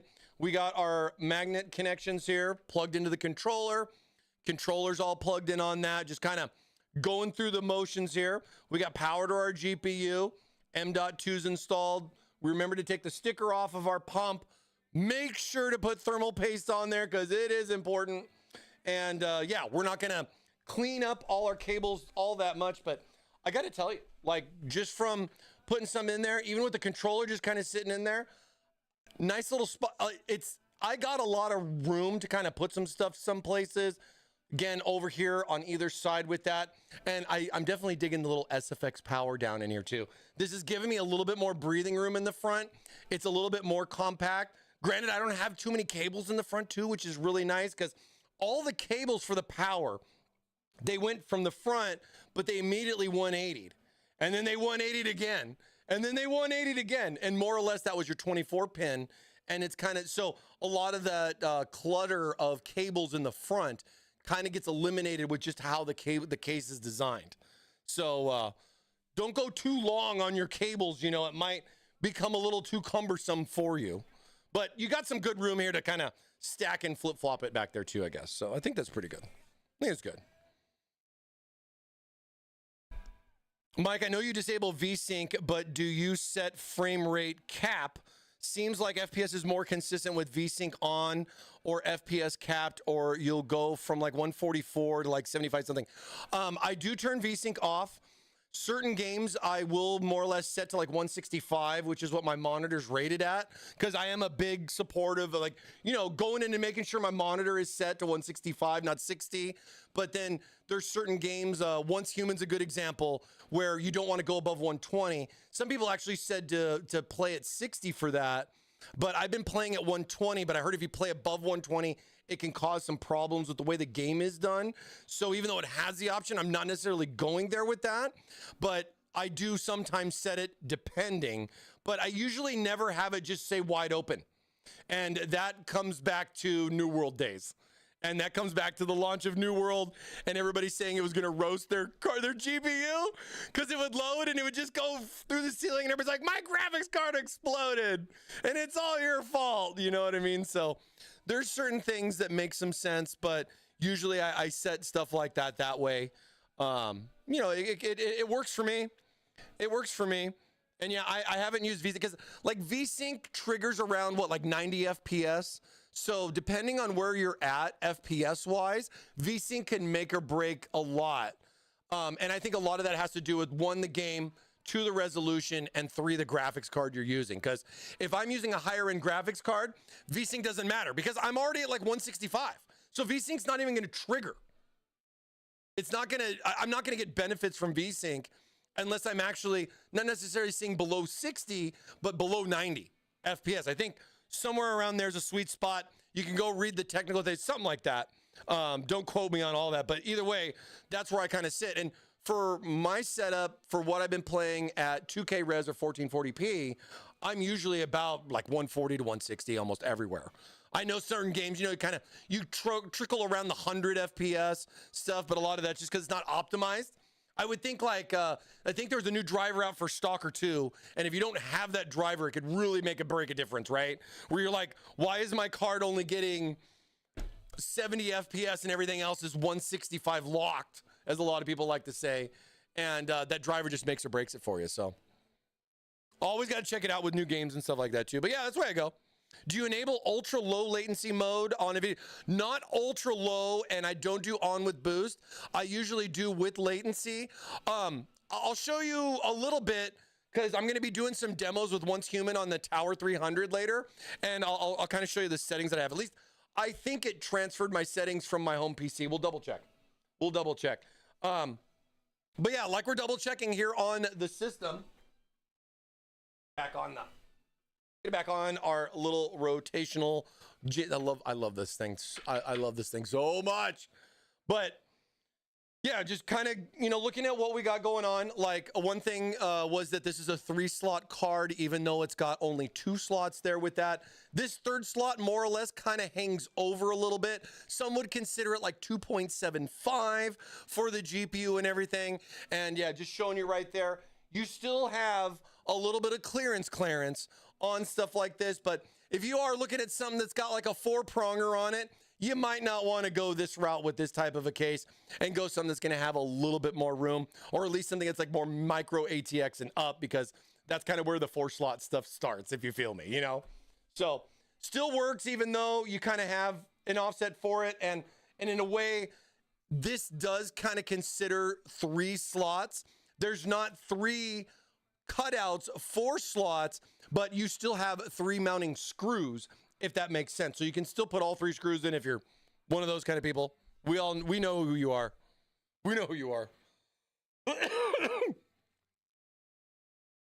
I've never seen that make a difference either way, so I just leave low latency or whatever NVIDIA boost on. Yeah, I agree with that, and I think that does make a difference depending on the game.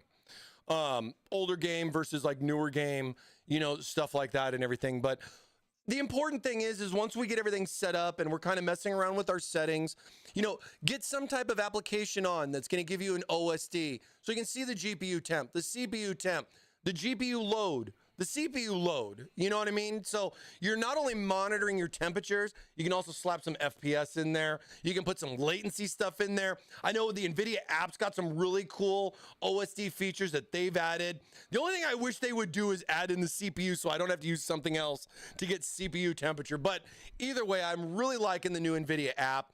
and those features with what they got on there. You want to get back to that old school graph, like the Counter-Strike days and everything, with like the latency graphs and all that stuff. You got stuff like that, which is kind of cool, and just kind of check some stuff out. Because, you know, sometimes, especially an online game, my latency issue is the server. It's not my PC, man.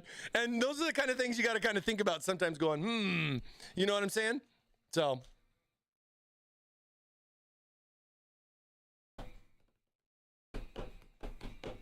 And yeah, overclocking GPUs can really not make, I don't see too much of a difference in game. Benchmark, total different story. But game-wise and everything, I would say go for it.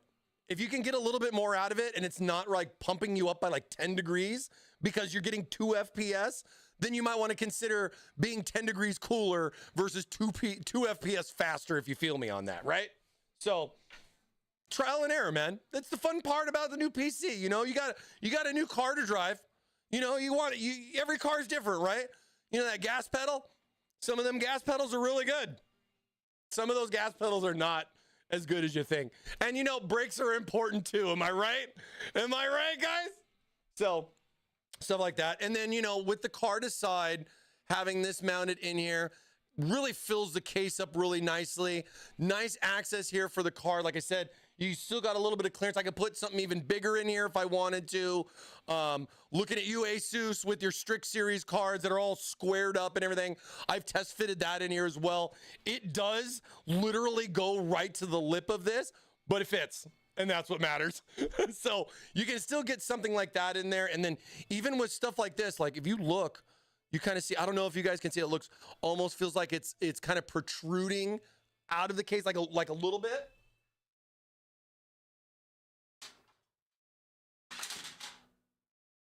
Hey, don't go anywhere, panels. But like this right here, because there's a lip on this side, it's not like considering it like a flat panel. But as you can see, even like with these larger cards like that, this can be an issue. So if I have a problem where the card is not allowing me to drop that panel in because it's extra thick, and that more or less is spec wise, take the filter out. So like, you see right here how it's all nice and flush? It was because I took the filter out. It might be something you need to do because of the size, because if I go and I put the filter right back in here, and I got the filter in, look, same panel, same way. Look, see? It's still hitting the cooler. Not necessarily saying it's gonna hit the GPU and everything, but if you're gonna go with maximizing the case out and everything, take this little advice from your boy ThermalMike.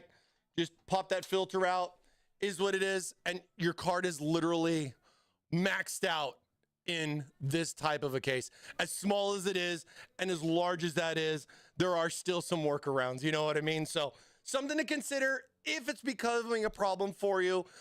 Some of those GPUs out there are quite thick. Again, something like this at a 3-slot card is pretty max, and why I wanted to go this route with it, so I can show you guys more of the high end, you know, maximum type of fitments and clearances versus just, you know, throwing in something like a, you know, like a 1060 or even a 4070, you know what I'm saying? So hope that helps out. It gives you like a little bit of a workaround. You're not missing out on too much with that.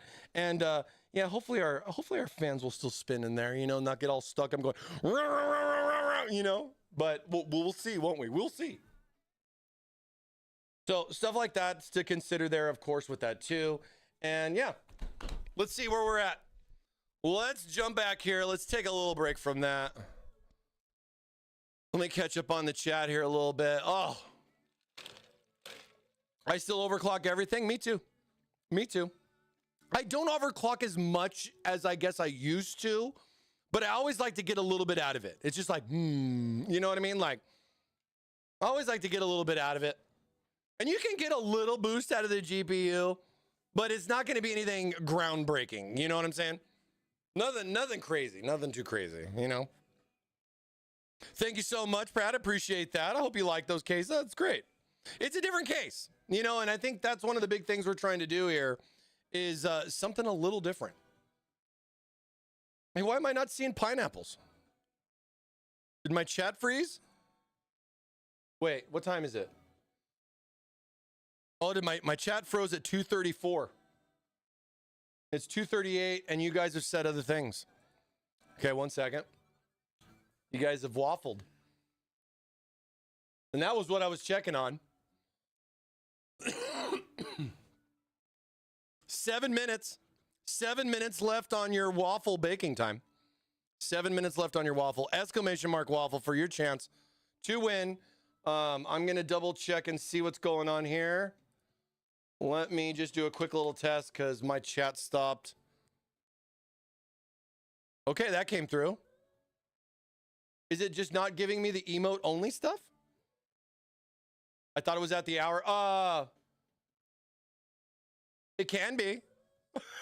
It can be. Do you want me to wait till 3? I can wait till 3. That's no big deal. I can wait till, but waffle timer wise, we're about 7 minutes. So testing. I see YouTube. Oh, I don't see Twitch though. Oh, maybe that's it. Hold on. Test. I'm only seeing YouTube right now. Test failed. It did. It's not there. It's not there. Hey, look. Here's my cool little thing that I use.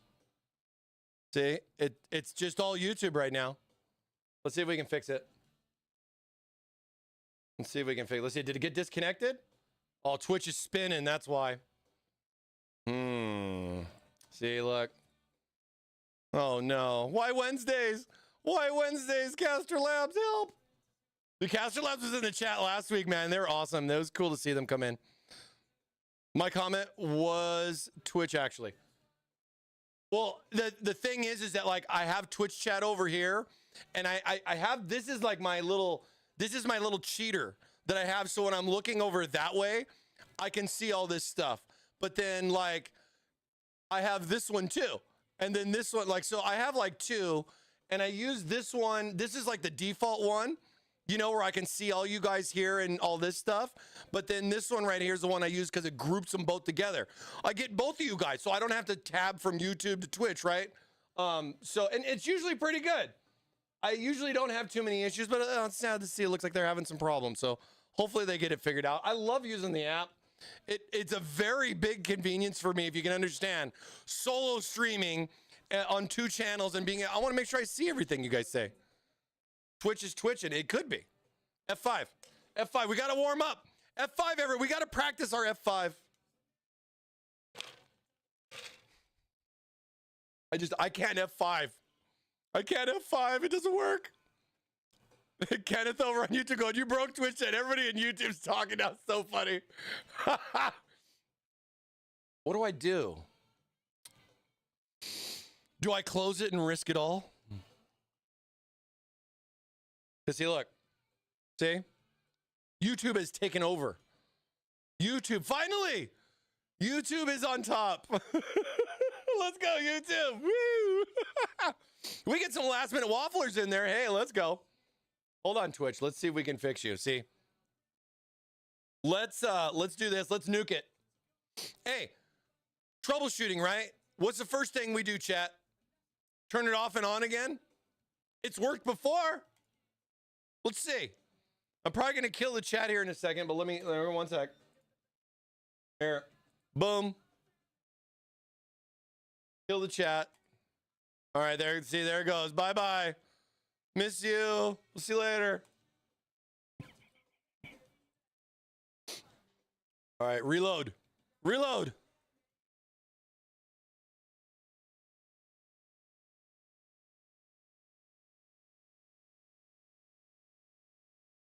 Good old spin doctors. All right, come on. Come on. 1, 2, 3. 1, 2, 3.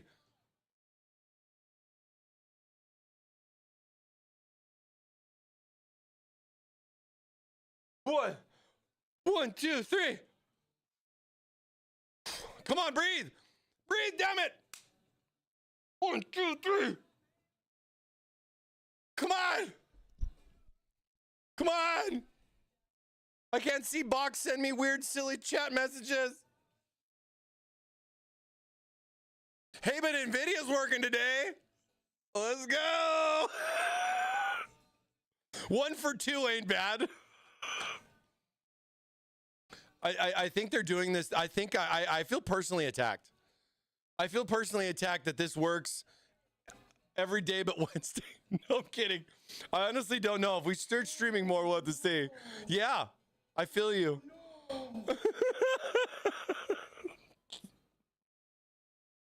Come on, baby. All right. Here, let's close it again. Here we go.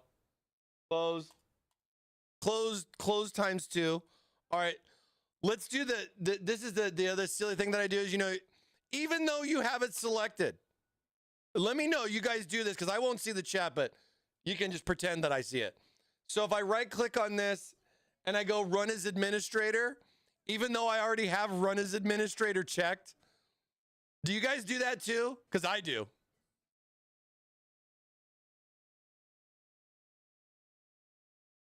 Let's see. Let's see if it makes a difference.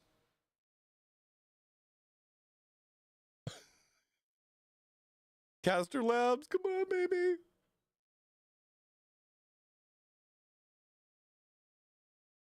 See, I shouldn't have closed it.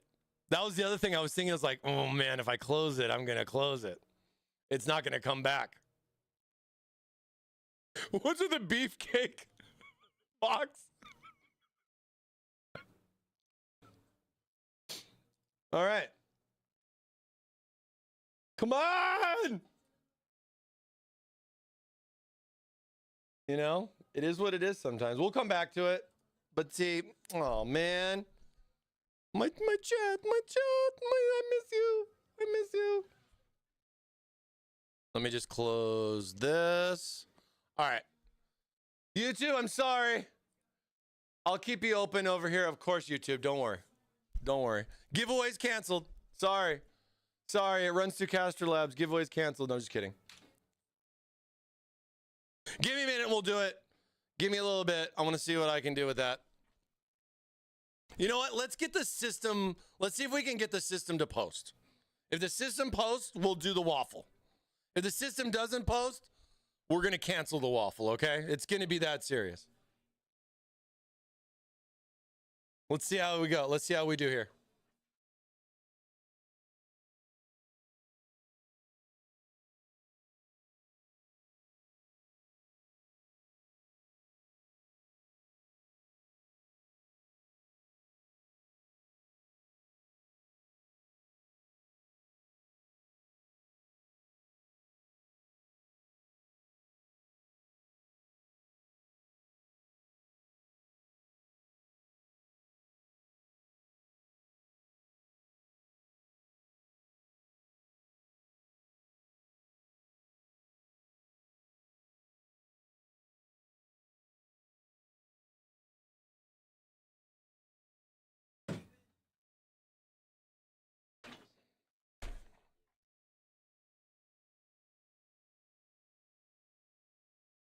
Streaming life. You know what's funny? It just doesn't bother me. You know what I mean? Like, stuff happens. I get it. It's not the end of the world. It's not like the waffle broke. That would be different. But I will say that the one thing I gotta give is the waffle been pretty solid. Knock on wood. What am I doing? Why am I saying this? I should just shut up. Let's wager. Okay, let's do that. Here, let's snooze this. Get that ad out of here. We don't need no stinking ads. Wonder if I can...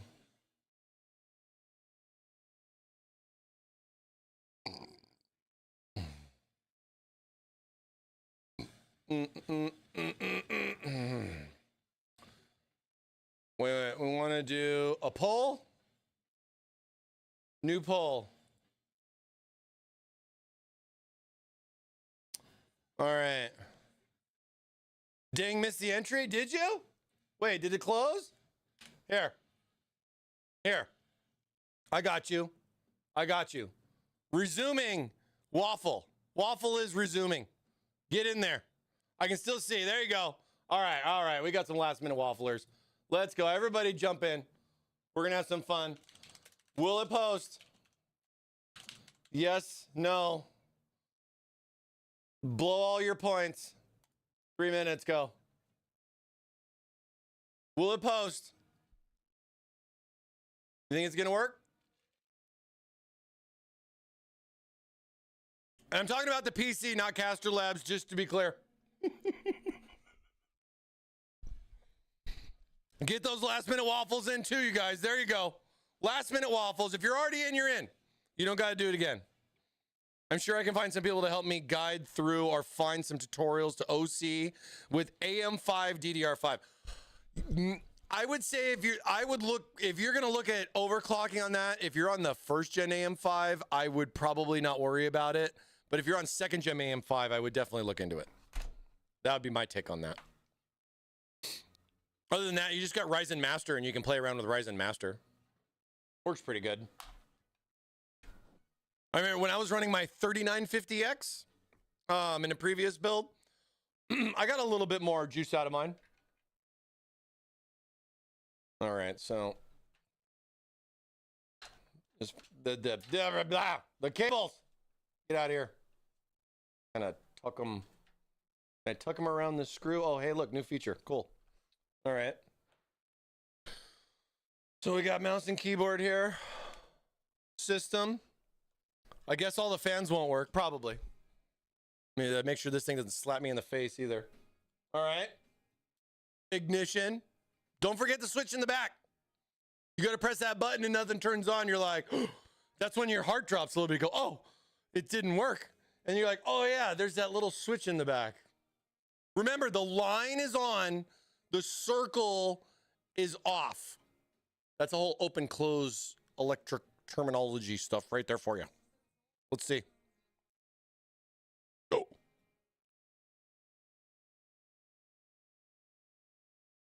Don't look at these top fans. They're working perfectly fine.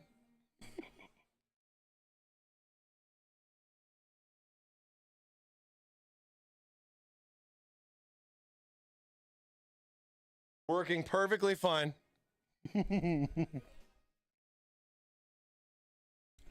What we're worried about is it posting, chat. Better get your votes in because I didn't wait. We're going to end the poll right now.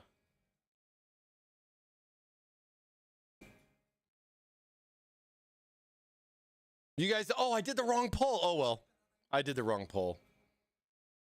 I did the wrong one, didn't I? Hold on. Wait. There it is. Come on, baby. Come on, baby. That's kind of a post. No, oof yet. Well, I guess oof on me.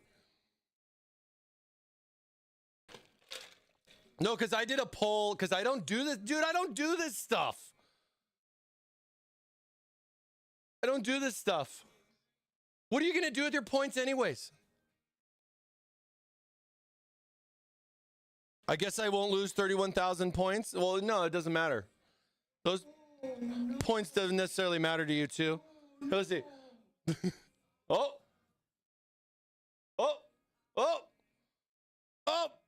Flamingos. See, look, it works. Hey, let's go. All right. It's over. I only ran it for like a couple minutes because I screwed up on it. So we're just going to ignore that. We're just going to ignore that altogether. Whoa. Chat's back. Wait, is all the chat back? Hold on. YouTube's back. Twitch is still twitching. Twitch is still twitching. Okay. You know, we're going to leave it on. I've seen them fix this in real time. So we'll just have to wait and see. Did everybody get in on the waffle? YouTubers, you get in on the waffle? We good over there? All 43 of you beautiful wafflers. Dude, it's so weird that the Twitch thing is literally cutting off the top and I can't even see. It looks like 146, 164. Dang. Look at all you wafflers. Did we get in? Is everybody good? Can I close the kitchen? Can I close the kitchen? Last minute. 3, 2, 1. All right. Kitchen's closed. Kitchen's closed. We have some chat, not all the chat, but that's not going to stop us, is it? That's not going to stop us. Let's go ahead. We're like a little bit early from 3 o'clock, but are you guys ready? I think I am. I think I'm ready. Well, let's turn this up a little bit. Let's go. Let's go. They had 100 minutes. They did. Now is your time. Stop washing your car or your dog or walking either of them. If you're driving on the road, pull over. Drive safe, everybody. Let's go. OnlyFans today waffles. All right. All right. We had OnlyFans. We've had that. That's happened. I pulled over, John says. Good. All right. John is ready to win. John is ready to win. All right. All right. It's waffle winning time. Pig's washing his waffle. That's right. Squeaky clean waffles only, chat. No dirty waffles here. No dirty waffles here. Good luck, everybody. All right. First winner coming up right now. It's going to be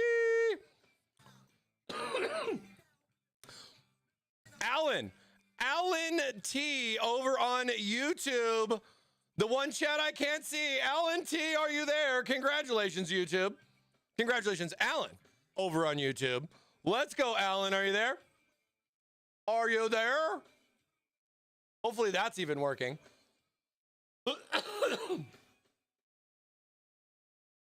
Come on, Alan. Alan T is what it says.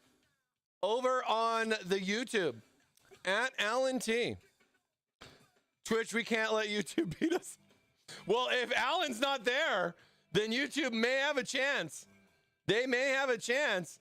GG's to Alan. He's here, he says. Look, he's right there. Look, the chat actually works. Let's go, Alan. I'm here. Congratulations, Alan. Sorry I was watching Twitch. No worries, man. No worries, dude. I totally get it.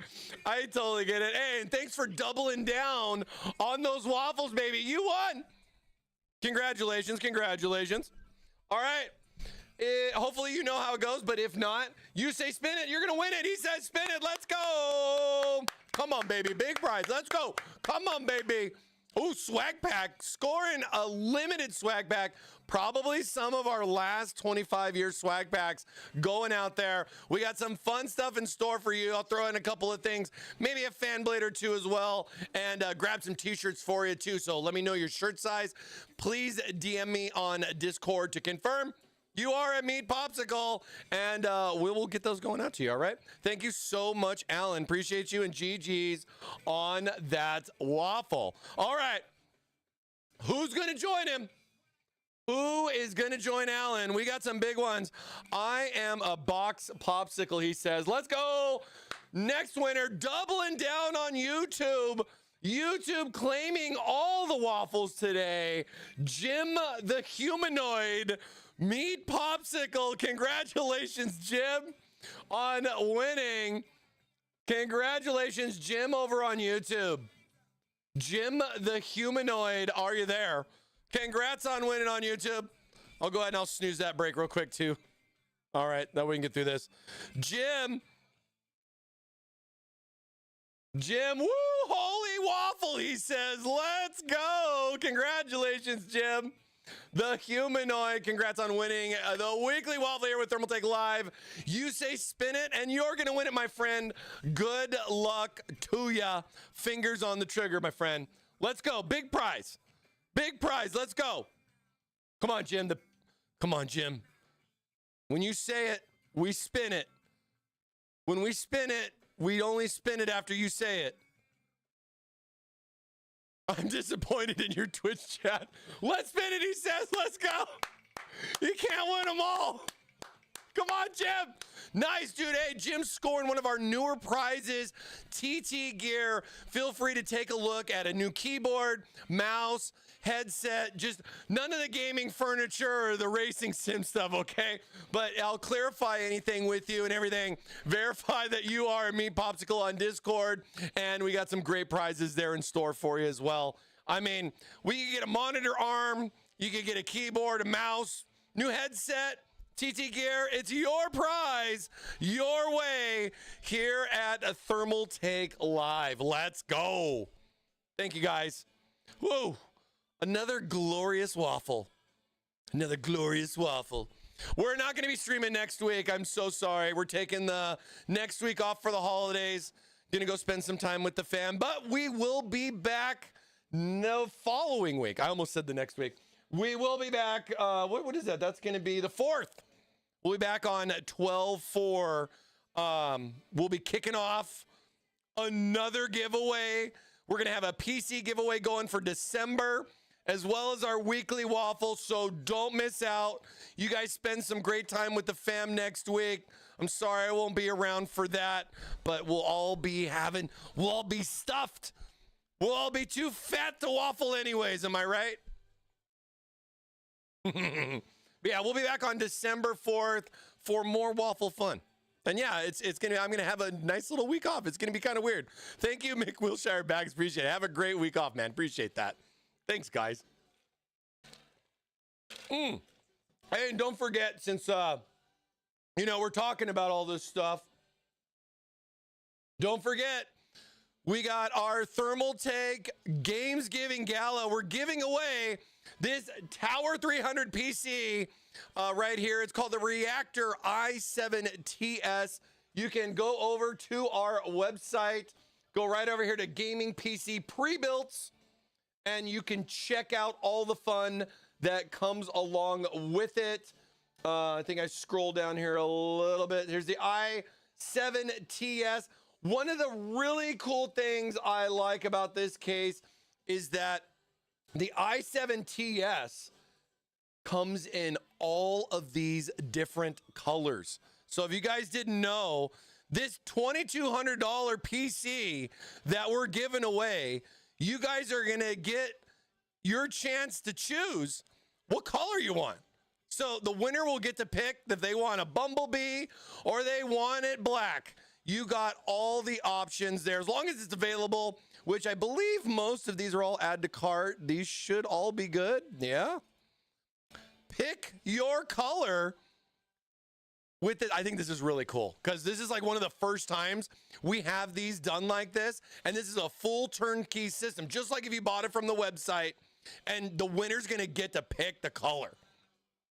So there's no harm in foul. You want to go black, you want to go snow, it's your mod, your way. Here on Thermaltake Live, baby. Let's go. Let's go. Your prize your way. That's what we like to do here because that's why we like you guys coming back. Love it. Get in on that again. That giveaway, we are going to be announcing the winner next week on social media. So make sure that you're following, liking, subscribing, everything Thermaltake USA so you don't miss out on your chance. You can also click on the Gleam as well to see the winner once it's selected. And yeah, hey, we're going to be celebrating coming back on the 4th and talking about the winner too. So, and hopefully they're not a bot, and we'll get that out to them. That's going to be it. That's an exciting system. That is an exciting system. All right. Our gaming PC is up. We good to go on this. Look at this bad boy right here.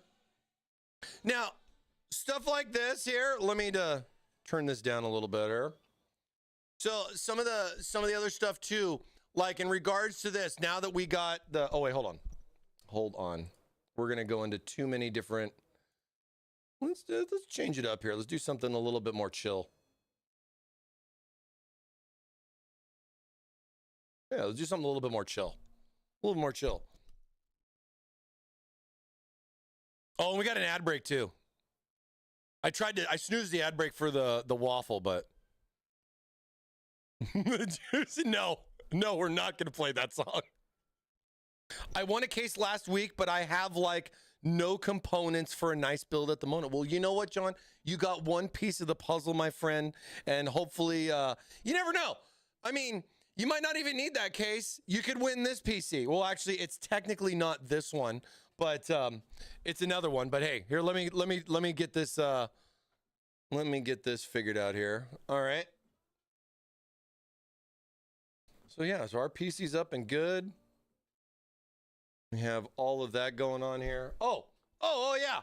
You know, I bet a couple of you may be wondering, but let me wait for my ad break to end here on this, because yeah, I'll show people that. Talk a little about that stuff too. I just get this out of here for now.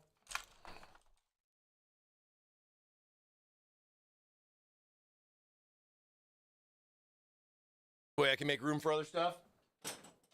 We still got a little bit of show for you. And see, like stuff like the wireless antenna. I like this because that just goes in there. It's just a little cable connector, so it's not like the prongs. So it's not actually going to interfere with that case, which is really good. And then, yeah, power and all that stuff too.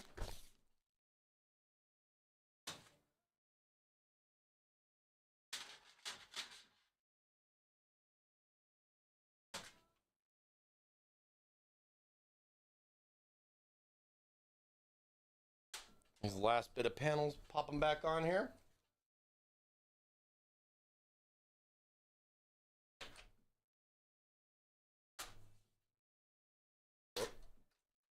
There we go.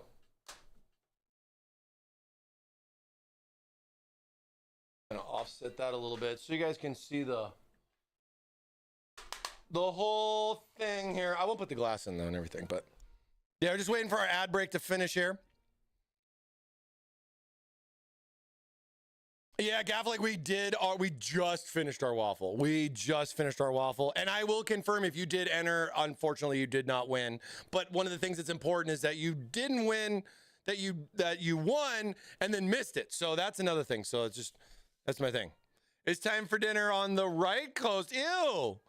No, it's not. It's the wrong coast. I'm just kidding, man. Have a good dinner, my friend. Take it easy. Take it easy. Are you bringing this build to CES? No, we will have new stuff at CES. Usually like builds like this, you know, because the product's already available. I mean, well, the product's going to be available on December 4th.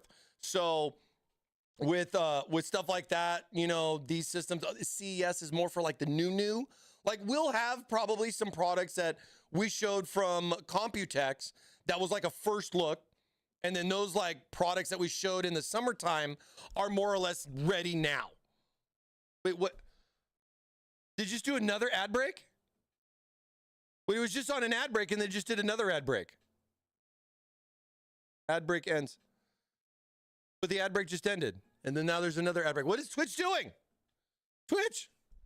Why you Twitch? All right, we'll wait. We'll wait. Maybe I need to start getting an ad thing like set up so I can talk to you guys that I'm doing an ad. YouTube's probably over there chilling going, yep, what ads? What are you talking about, bro? Yeah, I'm waiting on it. Here, I guess I should do this. This would be important, right? I figured like some of you guys do have both up, so like if it did do one versus the other, you could just literally alternate.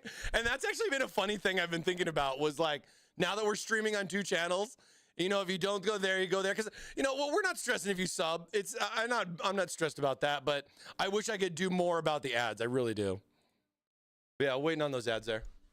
Waiting on those ads. Yeah, there's a lot of those kind of things out there, but they're not really, I guess, something I don't want to talk about that. You know what I mean? I know you guys can. I know you guys probably do. But we'll just keep that between us. Oh, nice. Good. And yeah, hey, John, yeah, if you do stop by, man, come by, yeah. Yeah. And if not, if they don't let you in, just scream waffle in the hallway and I'll come out. If I'm there. Message me on Discord. Because I might be with somebody. I mean, if you can understand when I go through a lot of these, it's just like next. So that stuff can get a little busy. Now, I don't have the fans going on the other side because of magnet connection. But one thing that I do want to mention is that, like with the AIO, specifically with the ARGBs, because with the AIOs that have the screens on them, where the screen itself is rotated in the software. And the fact that the matter is, I like how ours is just little notches. It's not like quarter turns. I've seen other companies that all they have is quarter turns, and I would think that would be terrible. So I like how we have a lot of those like more refined rotation options for the screen. But if you go with like the ARGB option where it's not a screen, one of the things that I really like is just the nice, simple rotation. Get this lined up right, where that top cap does rotate. So it doesn't matter what orientation you're in. If you want it to be one way versus the other, you more or less have the ability to do whatever you'd like. You know what I mean? It's your mod, your way after all. So stuff like that on the AIO and or for the screens with the software, we got you, fam, on all the rotation options you would ever need. And then, of course, if you do want to upgrade to one of the LCD screen models, like our Waffler did from winning last week, you know, you get all those nice extra options, GIFs, pictures and stuff, or the monitoring. We've got dual monitoring and letter options like that too. That's going on. One of the things I do want to start, I want to talk about again soon is I definitely want to do another RGB stream where we go over all the software, kind of get you up to date on what's going on. We're about due for that. So we'll have to have like, you know, we'll have to get something like that going. And then, yeah, in regards to all of the rest of the build, I still got a nice little bit of room here for the tubes. I can offset the tubes where I still got a nice open centerpiece here with the case. I can see my silly pump, my RAM, and all that stuff, and my graphics card over here, filling up all the slots on the case here for our Mini-ITX build. All right. Let's go ahead and we'll shut this down as we have our giveaway PC to do some gameplay on. So I figured we'd break that out here and do a little bit of gameplay for a little bit to show you guys all what you could be getting with our PC giveaway that we got going on. So let me get all this stuff situated. A lot of it's because you like the cable and stuff for the display. I think it makes it pretty easy. I think a lot of it is like, it can be like a pain in the butt for me as far as like where the connections go. But at the same time, for me, it's harder because I'm just going in and out all the time, doing demos, taking demos out. But like for more of like a practical use, I could see a lot of you guys. I mean, yeah, it might be a little bit of frustrations at the beginning, but once it's in there, you're not going to need to mess with it. So like I said, look at, you know, different cable connectors. They make some really awesome HDMI DisplayPort cables that are thinner, almost like flat-like style, which I've even used throughout my home as well. So, you know, plan accordingly on that so your cable doesn't give you too much frustrations. You know what I mean? Too much frustration. So, the little 250 gets a little heavy here after a while. So here being the 250,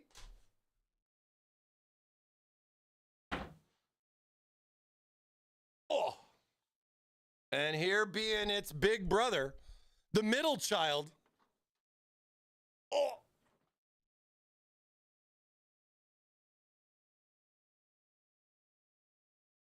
right there. So right here. Anybody watch Home Improvement?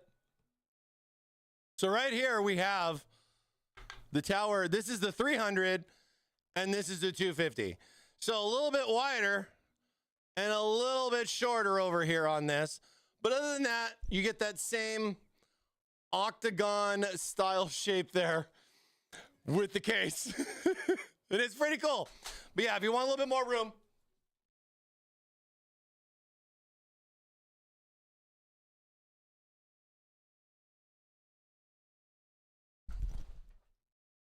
and I think a lot of that does kind of go with what you have motherboard wise. form factors kind of lock you into one versus the other. If you have micro, mini, or ATX, or even EATX for that matter. So I think it's really nice to see that we've kind of kept that same look, that same design, shrinking it down little by little for the different series and stuff. And I think a lot of you guys that have certain motherboards might be something that you might want to consider, especially in a different color. All right. So this right here is the reactor. This is the i7TS. This isn't the actual one that you will win. So because I'm not, you know, it's not like something that I particularly built, but it is built right here in California by our LCGS team. And like I said, whoever wins our PC giveaway for this month, you'll be able to have to choose, what was it, like 5 different colors? And we'll be getting one of those out to you, ready to go. It's got that nice Windows welcome. Everything's all pre-installed. It's been pre-tested. It goes through all our QA, QC stuff and everything. So should be good to go. And you have the nice little packaging and all that stuff. Be good to go. Be good to go. All right, now let's get some cableage going on here. Similar here on the top, right? The 300 versus the 250. I mean, the cool thing is you can put dual 140s on the 300 where you can do dual 120s only on the 250. But the fact that you can put 2 fans instead of 1 on top is a win for me.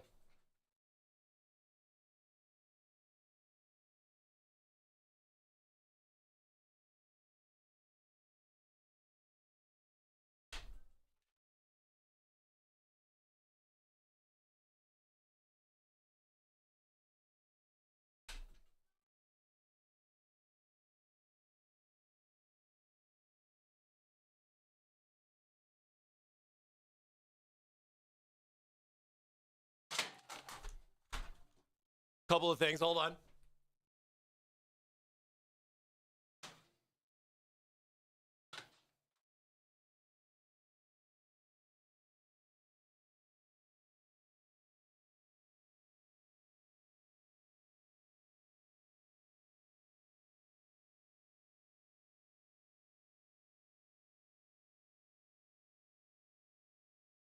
Let's get all our stuff plugged in here.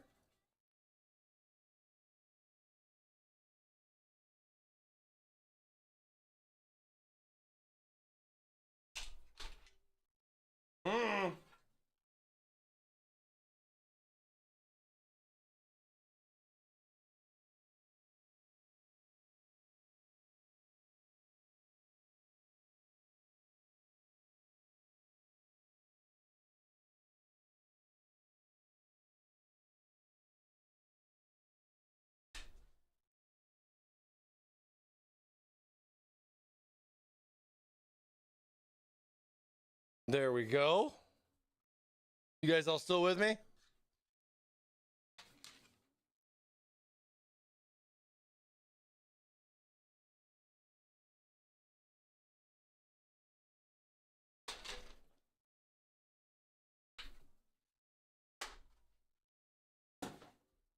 That way, at least it looks like a real case. You know what I mean? More power. What is your favorite build you've ever done? Have any been disappointing or underwhelming to you? Wow. I usually don't have too many that are disappointing. I will say that first. And I enjoy what I do. I think a lot of stuff that I build, Thermaltake gives me a lot of freedom to kind of pick what I feel would look good inside the case, which I think is amazing. So shout out to my boss for that. But I think certain cases, you definitely will see a variance of like, it's more for aesthetics than it is for airflow and or like liquid cooling, like custom cooling and everything. For example, like I would love to custom cool the 300, but it's not practical because I only have one side of the fence to put a rad. I don't necessarily have much of an option to do a distro on this side. It's possible, but then with the graphics card and water blocked, it's a real tight fit there. And it's not necessarily because of where you put the rad and all that stuff. It's the tube runs. And it's like the tube runs sometimes, depending on the case, I get kind of disappointed on certain stuff because there's an idea that I want to do, but I can't go left. I have to go right, if that makes any sense. So sometimes I have like ideas and you don't necessarily know if it's going to work out until you really kind of dive in on it. And I would say this is mostly with custom cooling because I would say that's got a lot more configs and parts and pieces to kind of put together, but that is also one of the staples as far as what I enjoy doing. Other than that, I would say that there are certain cases out there that have been kind of weird. One case comes to mind, and I would say that would be the View 37. And the reason why was because it had a piece of glass that was one piece, and it was like it wrapped up around.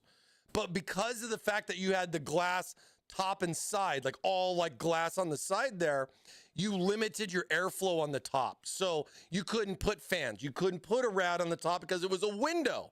So again, it was more of an aesthetics, but then I wanted to put custom cooling in it. But if I put custom cooling in it, it limited my options, right? So I guess some things like that, that's just the honest truth.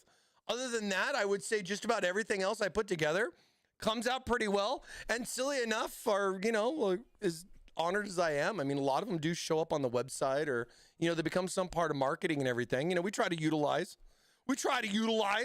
but yeah, no, it's kind of interesting. It's been a lot of cases, man, over the years. A lot of cases over the years. I mean, I've touched just about every single one of them. I mean, in the last 10 years at least, I've touched just about every single, and we're going to keep testing them.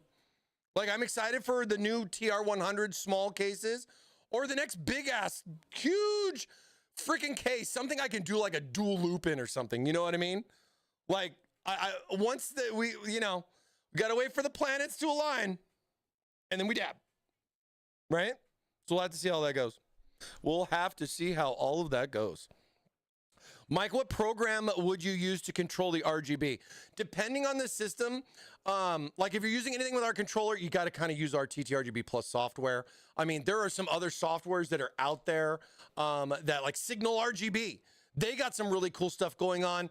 But the one thing that kind of takes away from Signal RGB is they have like a monthly fee that they do for using their service. Granted, their service gives you some amazing options, but again, it's a monthly fee. So like, that's a hard one for me to swallow on that.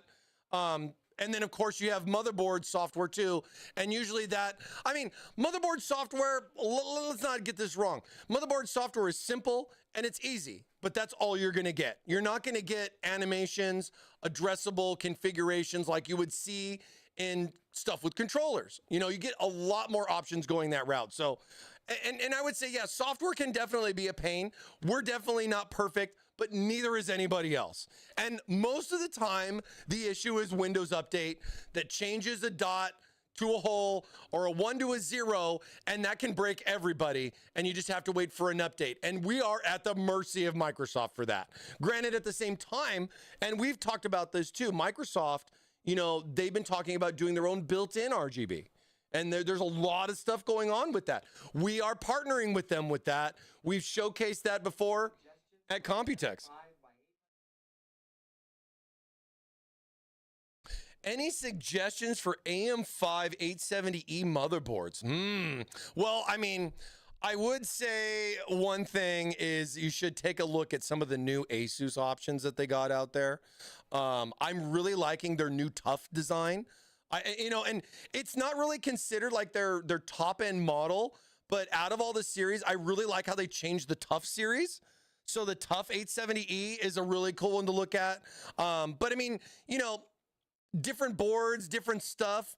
If you want something a little bit more, especially if you want something with more color to it, look at ASRock, you know, and then, you know, you want something more of the higher end stuff, look at MSI.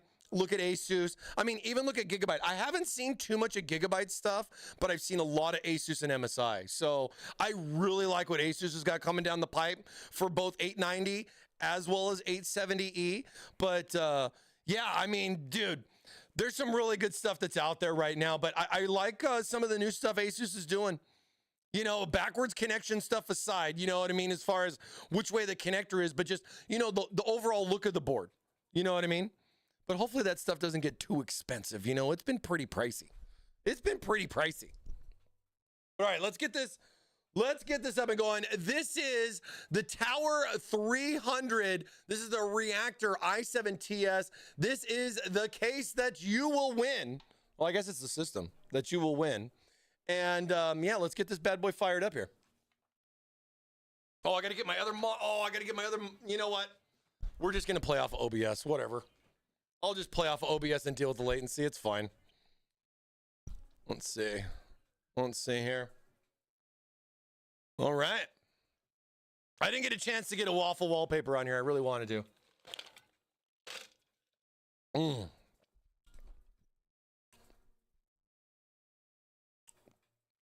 Now, I'm going to be just running this off of a projector view off of OBS, so hopefully everything won't be too slow.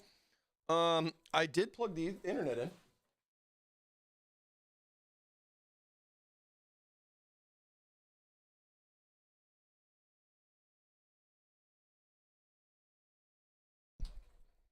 Ruh-roh. Oh, here, cancel this. Let me see. Oh, it's connect, but it says no, turn Wi-Fi off. I don't want to go into Wi-Fi. Whoa, the background changed. And it's saying no Ethernet. Okay. All right, let's just power cycle this really fast. And I plugged it in.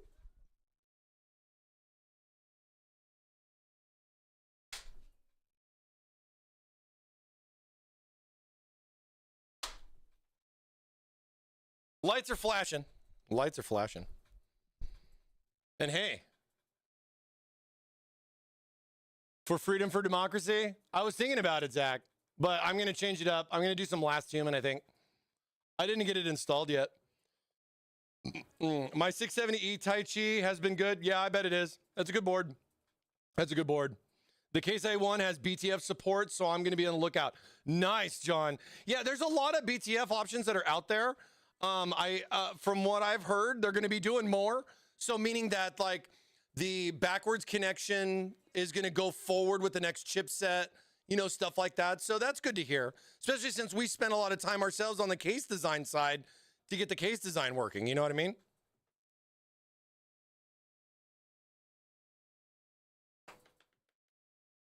Oh.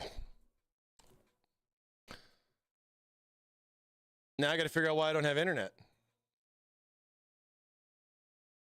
I mean, I had internet because I've installed Steam on it. I did this yesterday. Everything was good, and okay, there we go. See, I just had to talk. I had to talk enough S for it to wake up, and sometimes that works. Sometimes that works. And yeah, thank you guys again, and congrats on winning our weekly waffle. We will have more, not next week, but the week after. We're going to be taking next week off, so do apologize for that. Do apologize for that. Let's go ahead. I'm going to get some Once Human loaded up here. I'm going to get some MSI up in this too. Let me make sure. I don't know if I set up. Oh, yeah. I got to register my Prime B760. So we got an Asus Prime board in here. That's easy to see. All right. Let's toggle this. I'll set it on this key. And then let's just get a couple of things in here. Let's get the important stuff. GPU usage, memory usage. Let me see. I don't care about power. We're not really stressed about that. We don't need individual CPU temp. We'll just do regular temp, or we'll do the temp as a general temp, and we'll do the same thing for usage. There we go. What else? FPS down here. Frame rate. Why is this not checked? Come on, man. Come on, man. See, we can go min, average, and max. We can turn all these on. Turn all of it. Turn it all on. There we go. Was somebody asking about the specs earlier or something like that? If you want to check out the specifications on the system, this is a 14700 KF with a 4070 Ti in it. Exclamation mark Gleam for the Gleam link. Box has it pinned. Thank you, by the way, Box, for doing that. You can check the Gleam link for all the specifications on this. This is the system you could win getting in on the Gleam. This is the Reactor i7TS, and we're just going to take a fun little test drive on that right now, just to, just for fun. Gaming streams is something that I'm looking at for 2025. I'm really excited to do some more stuff with that, and hopefully we'll be doing some different streams on different days. We'll keep our Waffle Wednesdays always, but we might be doing some different stuff, game streams, no giveaway stuff, and get into some different things here with the channel, and hope you guys join us. Definitely hope you guys join us for that. All right. Go in here and fix my audio here for a little bit. Hopefully I don't blast you guys out too loud. All right.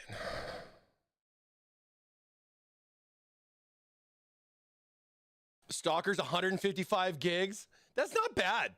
155 gigs isn't too bad. What's COD 6? Wasn't COD 6 over 300? By the way, the Asus Genie is the best OCing board for AM5, you think? I've not used Asus's AI stuff. It's just not a thing for me. I think I like doing it more on the simple.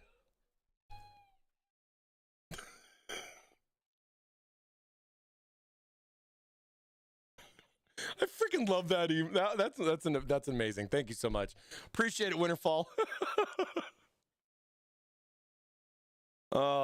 Black Ops. Oh, it was 232. Okay, see, I thought it was more for some reason. You gotta love those language packs. Gotta love those language packs that they put in there. So we were talking earlier, right? Setting wise, as far as going in here, basic stuff. Like I'm at 1440p with the resolution. I'm running at full screen. But the thing that we're talking about was certain things, like you have the option to go DirectX 12 versus 11 on this. That changes certain things. You're going to have AMD FSR by default. You have NVIDIA DLSS options, and this is going to change. You also have Intel, the XeSS stuff in here, or just being able to turn it off. I thought this was a good thing because you can go in here and kind of mess with that. If I apply the NVIDIA DLSS settings, then I have other like frame generation is automatic, but then I think when I change this, that changes, right? So when you see go AMD FSR, you lose out on reflex, super resolution, and stuff like that as it changes from AMD to NVIDIA. So depending on what card you have and where you're gonna go, you wanna mess around with some stuff. Like I know I can go up here to frame rate and go no restrictions, but because of this game, I've heard that I wanna keep it at 120 or even 60 for that matter, but I've been playing at 120 and I got like 500 hours in, so I have not had any particular problems. Now, stuff like low latency, I'll turn on. Super resolution, I'm gonna leave it off on this build because I actually haven't tested too much with this build other than just making sure everything is working. And then coming in here, VSync's disabled, motion blur's disabled just because that's not what I want. And then everything else is more or less set to maximum because that's where we want to roll. And then just kind of sitting here, let's just kind of walk around a little bit. This is my cool little base area that I have right here. And we're like 132 frames. So we're not doing too bad on that. Oh, there is a sound setting here for streaming. I gotta, yeah. Let me do that. Turn off the music. We don't want to get DMCA'd here, chat. We don't want to get DMCA'd. All right, let's see if we have some stuff to do some stuff. I've been having a good amount of fun with the game. It's kind of slowed down here a little bit. Let me go get some food real quick, and we'll go try out a silo. We'll go try out a silo. And see, yeah, I saw some droppage there. Went like back down to like 102. Grab some all-weather. Grab some all-weather stew here. And yeah, you can... This game's pretty crazy. It's got a lot of building aspects. I mean, you literally design every single piece yourself. I built all this, just some fun little stuff to do when you got nothing to do and you can't sleep at night. You can do stuff like this and have a cool little window with the view, or... yeah, you can go up to the tippity top here. And I got my little top area up here. I got a nice little view. I got to say the game's got some pretty good graphics, especially for a free game, for that matter. And yeah, FPS wise, it hasn't been too bad. It hasn't been too bad. And yeah, thanks for that good. I almost forgot to turn that off. It's just something I just don't do. All right, let's go jump over to a silo. I think I was doing deltas. I need some drops. You know, let's do some delta. We'll go over here. They got a lot of fast travel points and everything, so you can move around. A big fan of the game called Days Gone, and the whole thing that really kind of sold me was the motorcycle. So you can kind of spawn a motorcycle, drive it around. But you have stuff like food and all that other stuff that matters too. So you do have to like kind of pay attention to your environment with that. But let's just drive around and see how everything's doing. I'm about 120 FPS right now. Yeah, let's just see how everything goes, especially when you're moving faster in an environment. I'm kind of, stuff's rendering quicker because I'm moving faster. And I mean, if you guys can understand that, especially this is an online game with other people, that you can experience some latency stuff. They've had some problems, but I would say for the most part, I've had a pretty good experience. I mean, just kind of chilling here on the road. I'm at like 130, 140 FPS. It's not too bad. And yeah, apologize for any late minute wafflers, as we did miss a late minute waffle. And yeah, I just saw the ad break too. Dang it. Freaking ad breaks. That's okay. I'll wait till the ad break's over before we jump in here. Give me some time to get over here to our little base that we got to do. I'm just sliding on through. Sliding on through. Oh man, I hope I have ammo. Okay, I think I do. Double check. Other settings here. Let's eat our food. We're gonna pop one of these. And that way we got that going on. That's more or less just to give us a little bit more power for our build. All right. But yeah, like in close quarter environments like this, I mean, a lot of the stuff's looking pretty good. Like I said, FPS ain't bad. Remember though, too, the game is locked at 120, even though I'm seeing 147. And I can, if I turn it down, like say like, you see how I'm just kind of moving through here, the different areas like this, and I'm kind of coming out. I'll go in, we'll change. Because I know that, FPS wise, and I think a lot of you guys know this too, that there's not a big difference going like 120 to 144. It's some stuff that you can see, I would say more or less in FPS games, but stuff like going from like 120 to from like 120 to 60 like this, you really do start to notice a little bit of that. It's not that it's particularly bad. I mean, as far as, your rotation wise, you see this kind of going through here, it gets a little blurry and everything. So stuff like that, if you see those kind of things, make sure you double check your stuff. Not only in the game, making sure that you have this set to like 120, but also making sure like, your monitor settings, if it's NVIDIA control panel, AMD, whatever, make sure they can see is it just a little bit smoother there as I'm kind of going in and out. And stuff like 60 to 120 is a big change for a lot of people, but usually going up above that, it's usually not too bad. Ad break's over. All right. No, educate me. My stream looks like this. Oh, well, so, and the thing for me is that like, if you're streaming on a PC, and did it do 2 ad breaks like back to back? Is it literally doing 2 ad breaks? I don't know what's going on, but I'm going to wait for the ad break before we go in. But like different stuff, because this is a system I've only had a very limited amount of time with. I haven't had the chance to kind of go in and play with certain things, like certain stuff where like super resolution can really put a big tax on it. You put it on automatic, you have quality balance. There's like all these other things that are in here. DLAA, like some people were talking, you can kind of mess around with something like this. But like if I go in and put this on quality, for example, right? We apply the setting. Am I going to take much of a hit? No. Actually, my FPS went up. My FPS is now 168, 170. Look, I guess I don't know if you guys can see it. Let me see if I can. Let me see. Or here, let me go to. Sorry, like I said, a lot of this stuff is all just, I kind of set it up on the fly on screen. It's super small for me. One sec.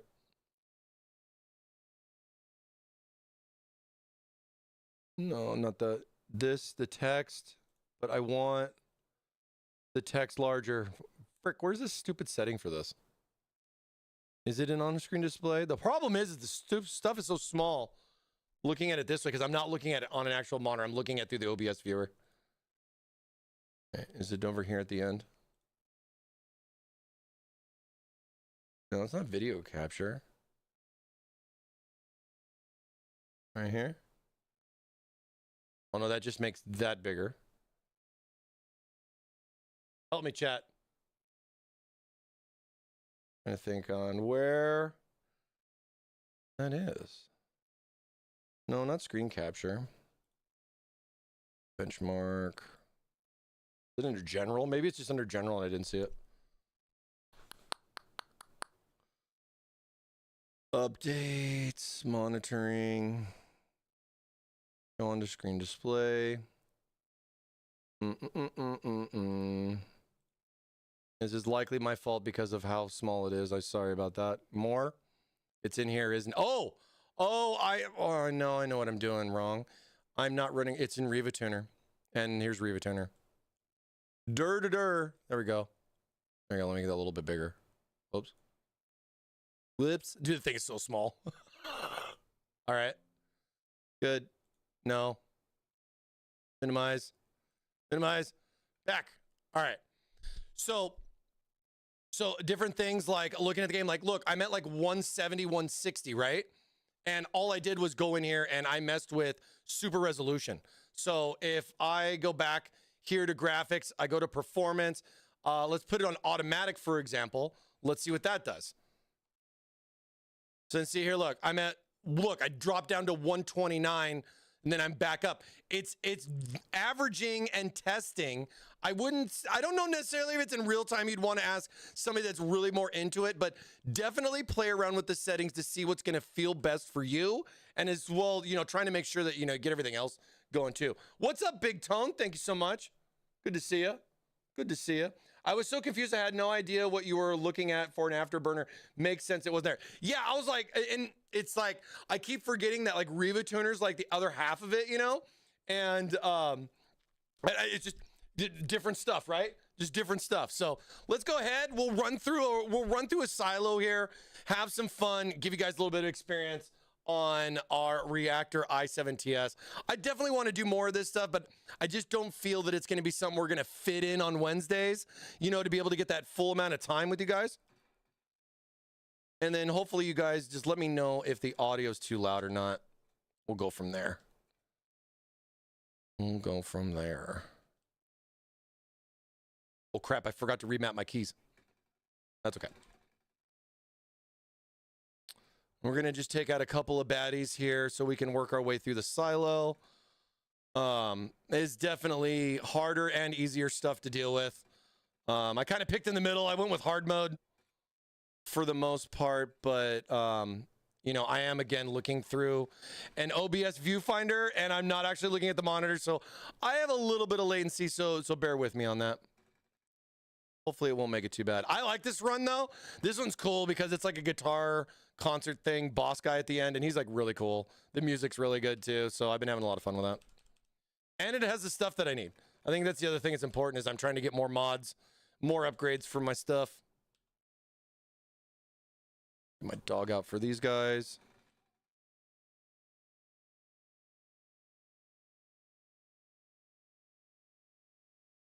Take out the boss dude. Get his key.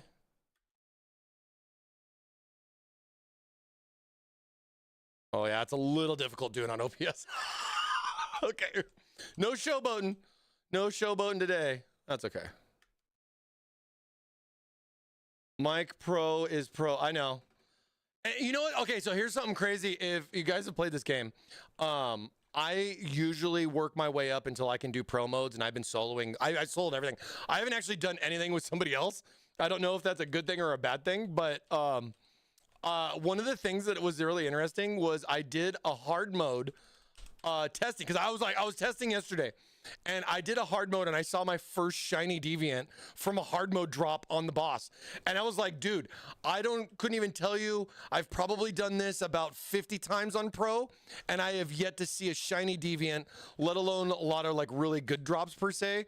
So yeah, it was kind of interesting. I was kind of surprised.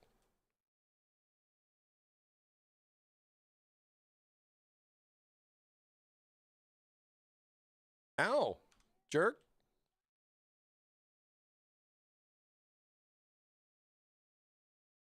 And we'll go ahead and we'll clear this room out next.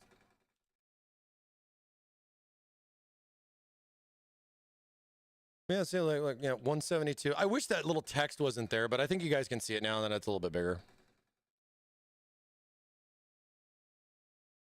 Especially with a lot of small environments like this, there's a lot of lighting options, a lot of lighting things. And we got this other mini boss guy to take out over here too. Hopefully he's just going to stand there and let me shoot him. Looks like it. Oh, there's other people here. Come here, come here. I'm on fire. Help, I'm on fire. Yeah, some of them have like these little voodoo things too. Oh, look, he's still just chilling right there. All right. Oh, there's another guy behind him too. Did he really throw that on him?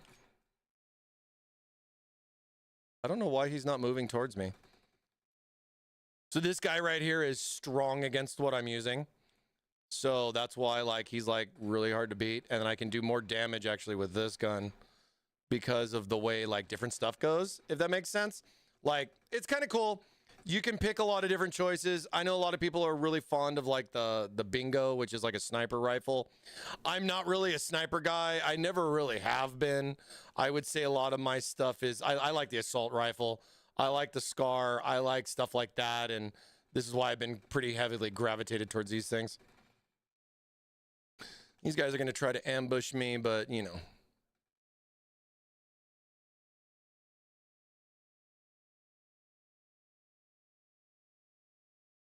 And there's a rocket dude in here. And sometimes there's a guy actually hiding in the wall there. He's cowering. Cowering like a baby.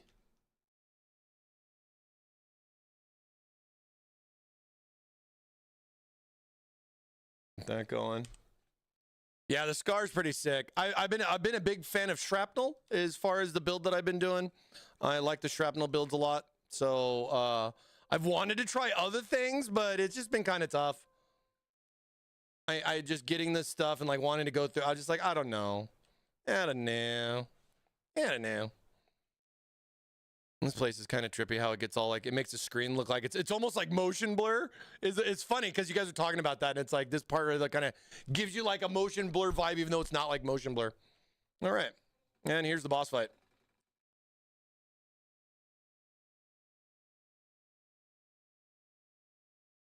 Get these guys out of the way. Wait for the other side to spawn. And we'll just sit here.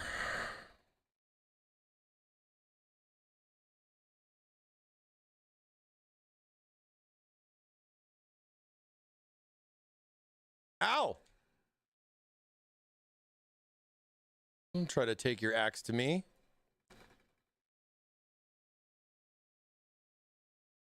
And he's now in his next phase. This is a cool setup though, I gotta be honest. This is such a fun fight. I was not expecting anything like this. So I thought this was kind of cool. Ow. Ow. Stop it. Do it. Come on. What you got? Oh, you missed. You missed me. Yeah, enjoy that. All right. Last phase. I think it's last phase. We just got these ads to take out. Yeah, as you can see, man, this reactor is just holding strong, dude. I'm at like 170, 180 FPS. Like I was saying, the game's more or less registering only like 120, but it's pretty smooth for me. Besides just different peripherals and, you know, my setup at home versus here, it's pretty much the same. And I'm running on a 4080, so you don't necessarily need the top end to play a lot of stuff. And like I was saying, I really hope some of those suggestions help out on some of those settings for some of you guys. Definitely play around with it. Sometimes if you're stuck on AMD versus like an AMD setting, even though you have an NVIDIA card, it can make a world of a difference. So check it out. And let's power him down here.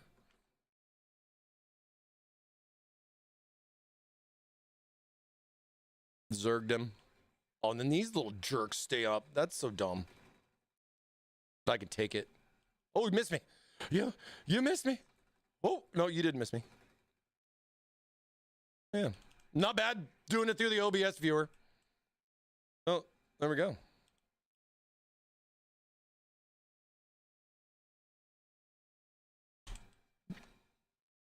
Decent stuff. We got a cat.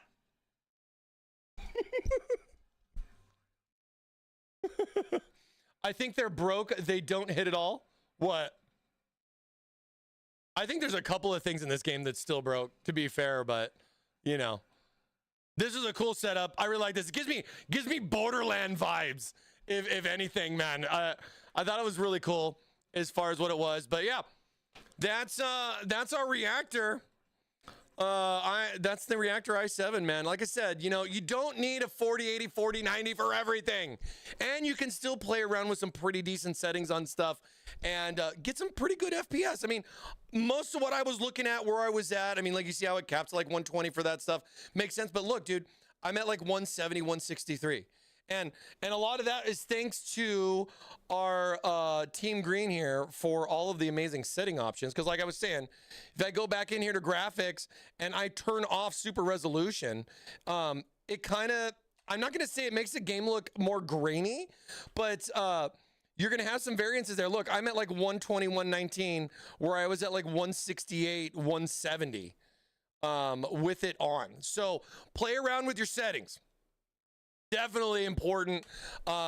Something like this, where you see these kinds of options, you maybe don't know about it, go look it up, you know, figure out what's going to be the best option for you. Like if I come back over here and I go into quality, boom, 170, 160, right? Yeah, okay, it's going to do me the 130, but I think you guys get what I'm saying as far as messing around with your settings. System's got a lot of stuff. It depends on the game, and it depends on a lot of, you know, what you got all combined in there. You know, with you're looking at your RAM, you're looking at your CPU, and you're looking at your graphics card. A lot of different things, right? A lot of different things. But, whoa, this is like, okay, there, a good size. All right. So, yeah, I think that is going to do it here for us.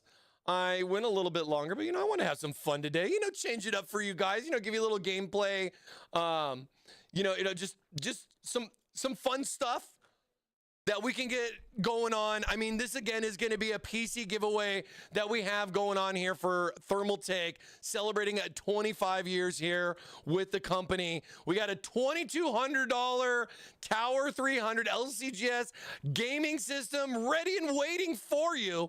5 days remain. Again, get in on that giveaway. Get your entries in. We got the Gleam in the chat. It's all of our socials, so make sure you get as many entries possible in, and I wish you guys all the best of luck.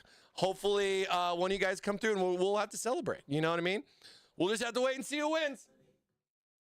Just going to have to wait and see who wins, right? I'll see you after my birthday on 12/2. Right on. Hey, happy birthday, good. You take care and have a great one.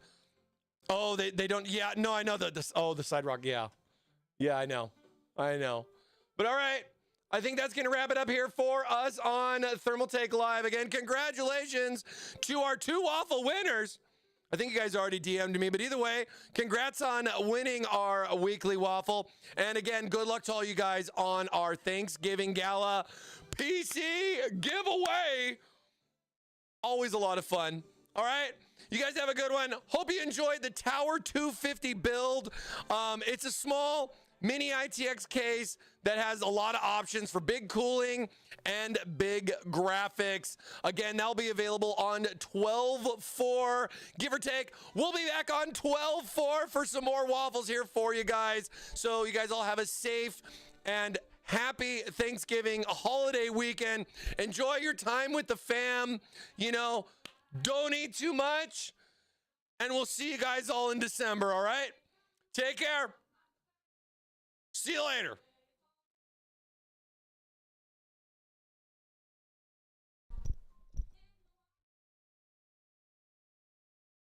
Waffle Wonderland coming at you in December. Be ready. Mike. What day is it, Mike?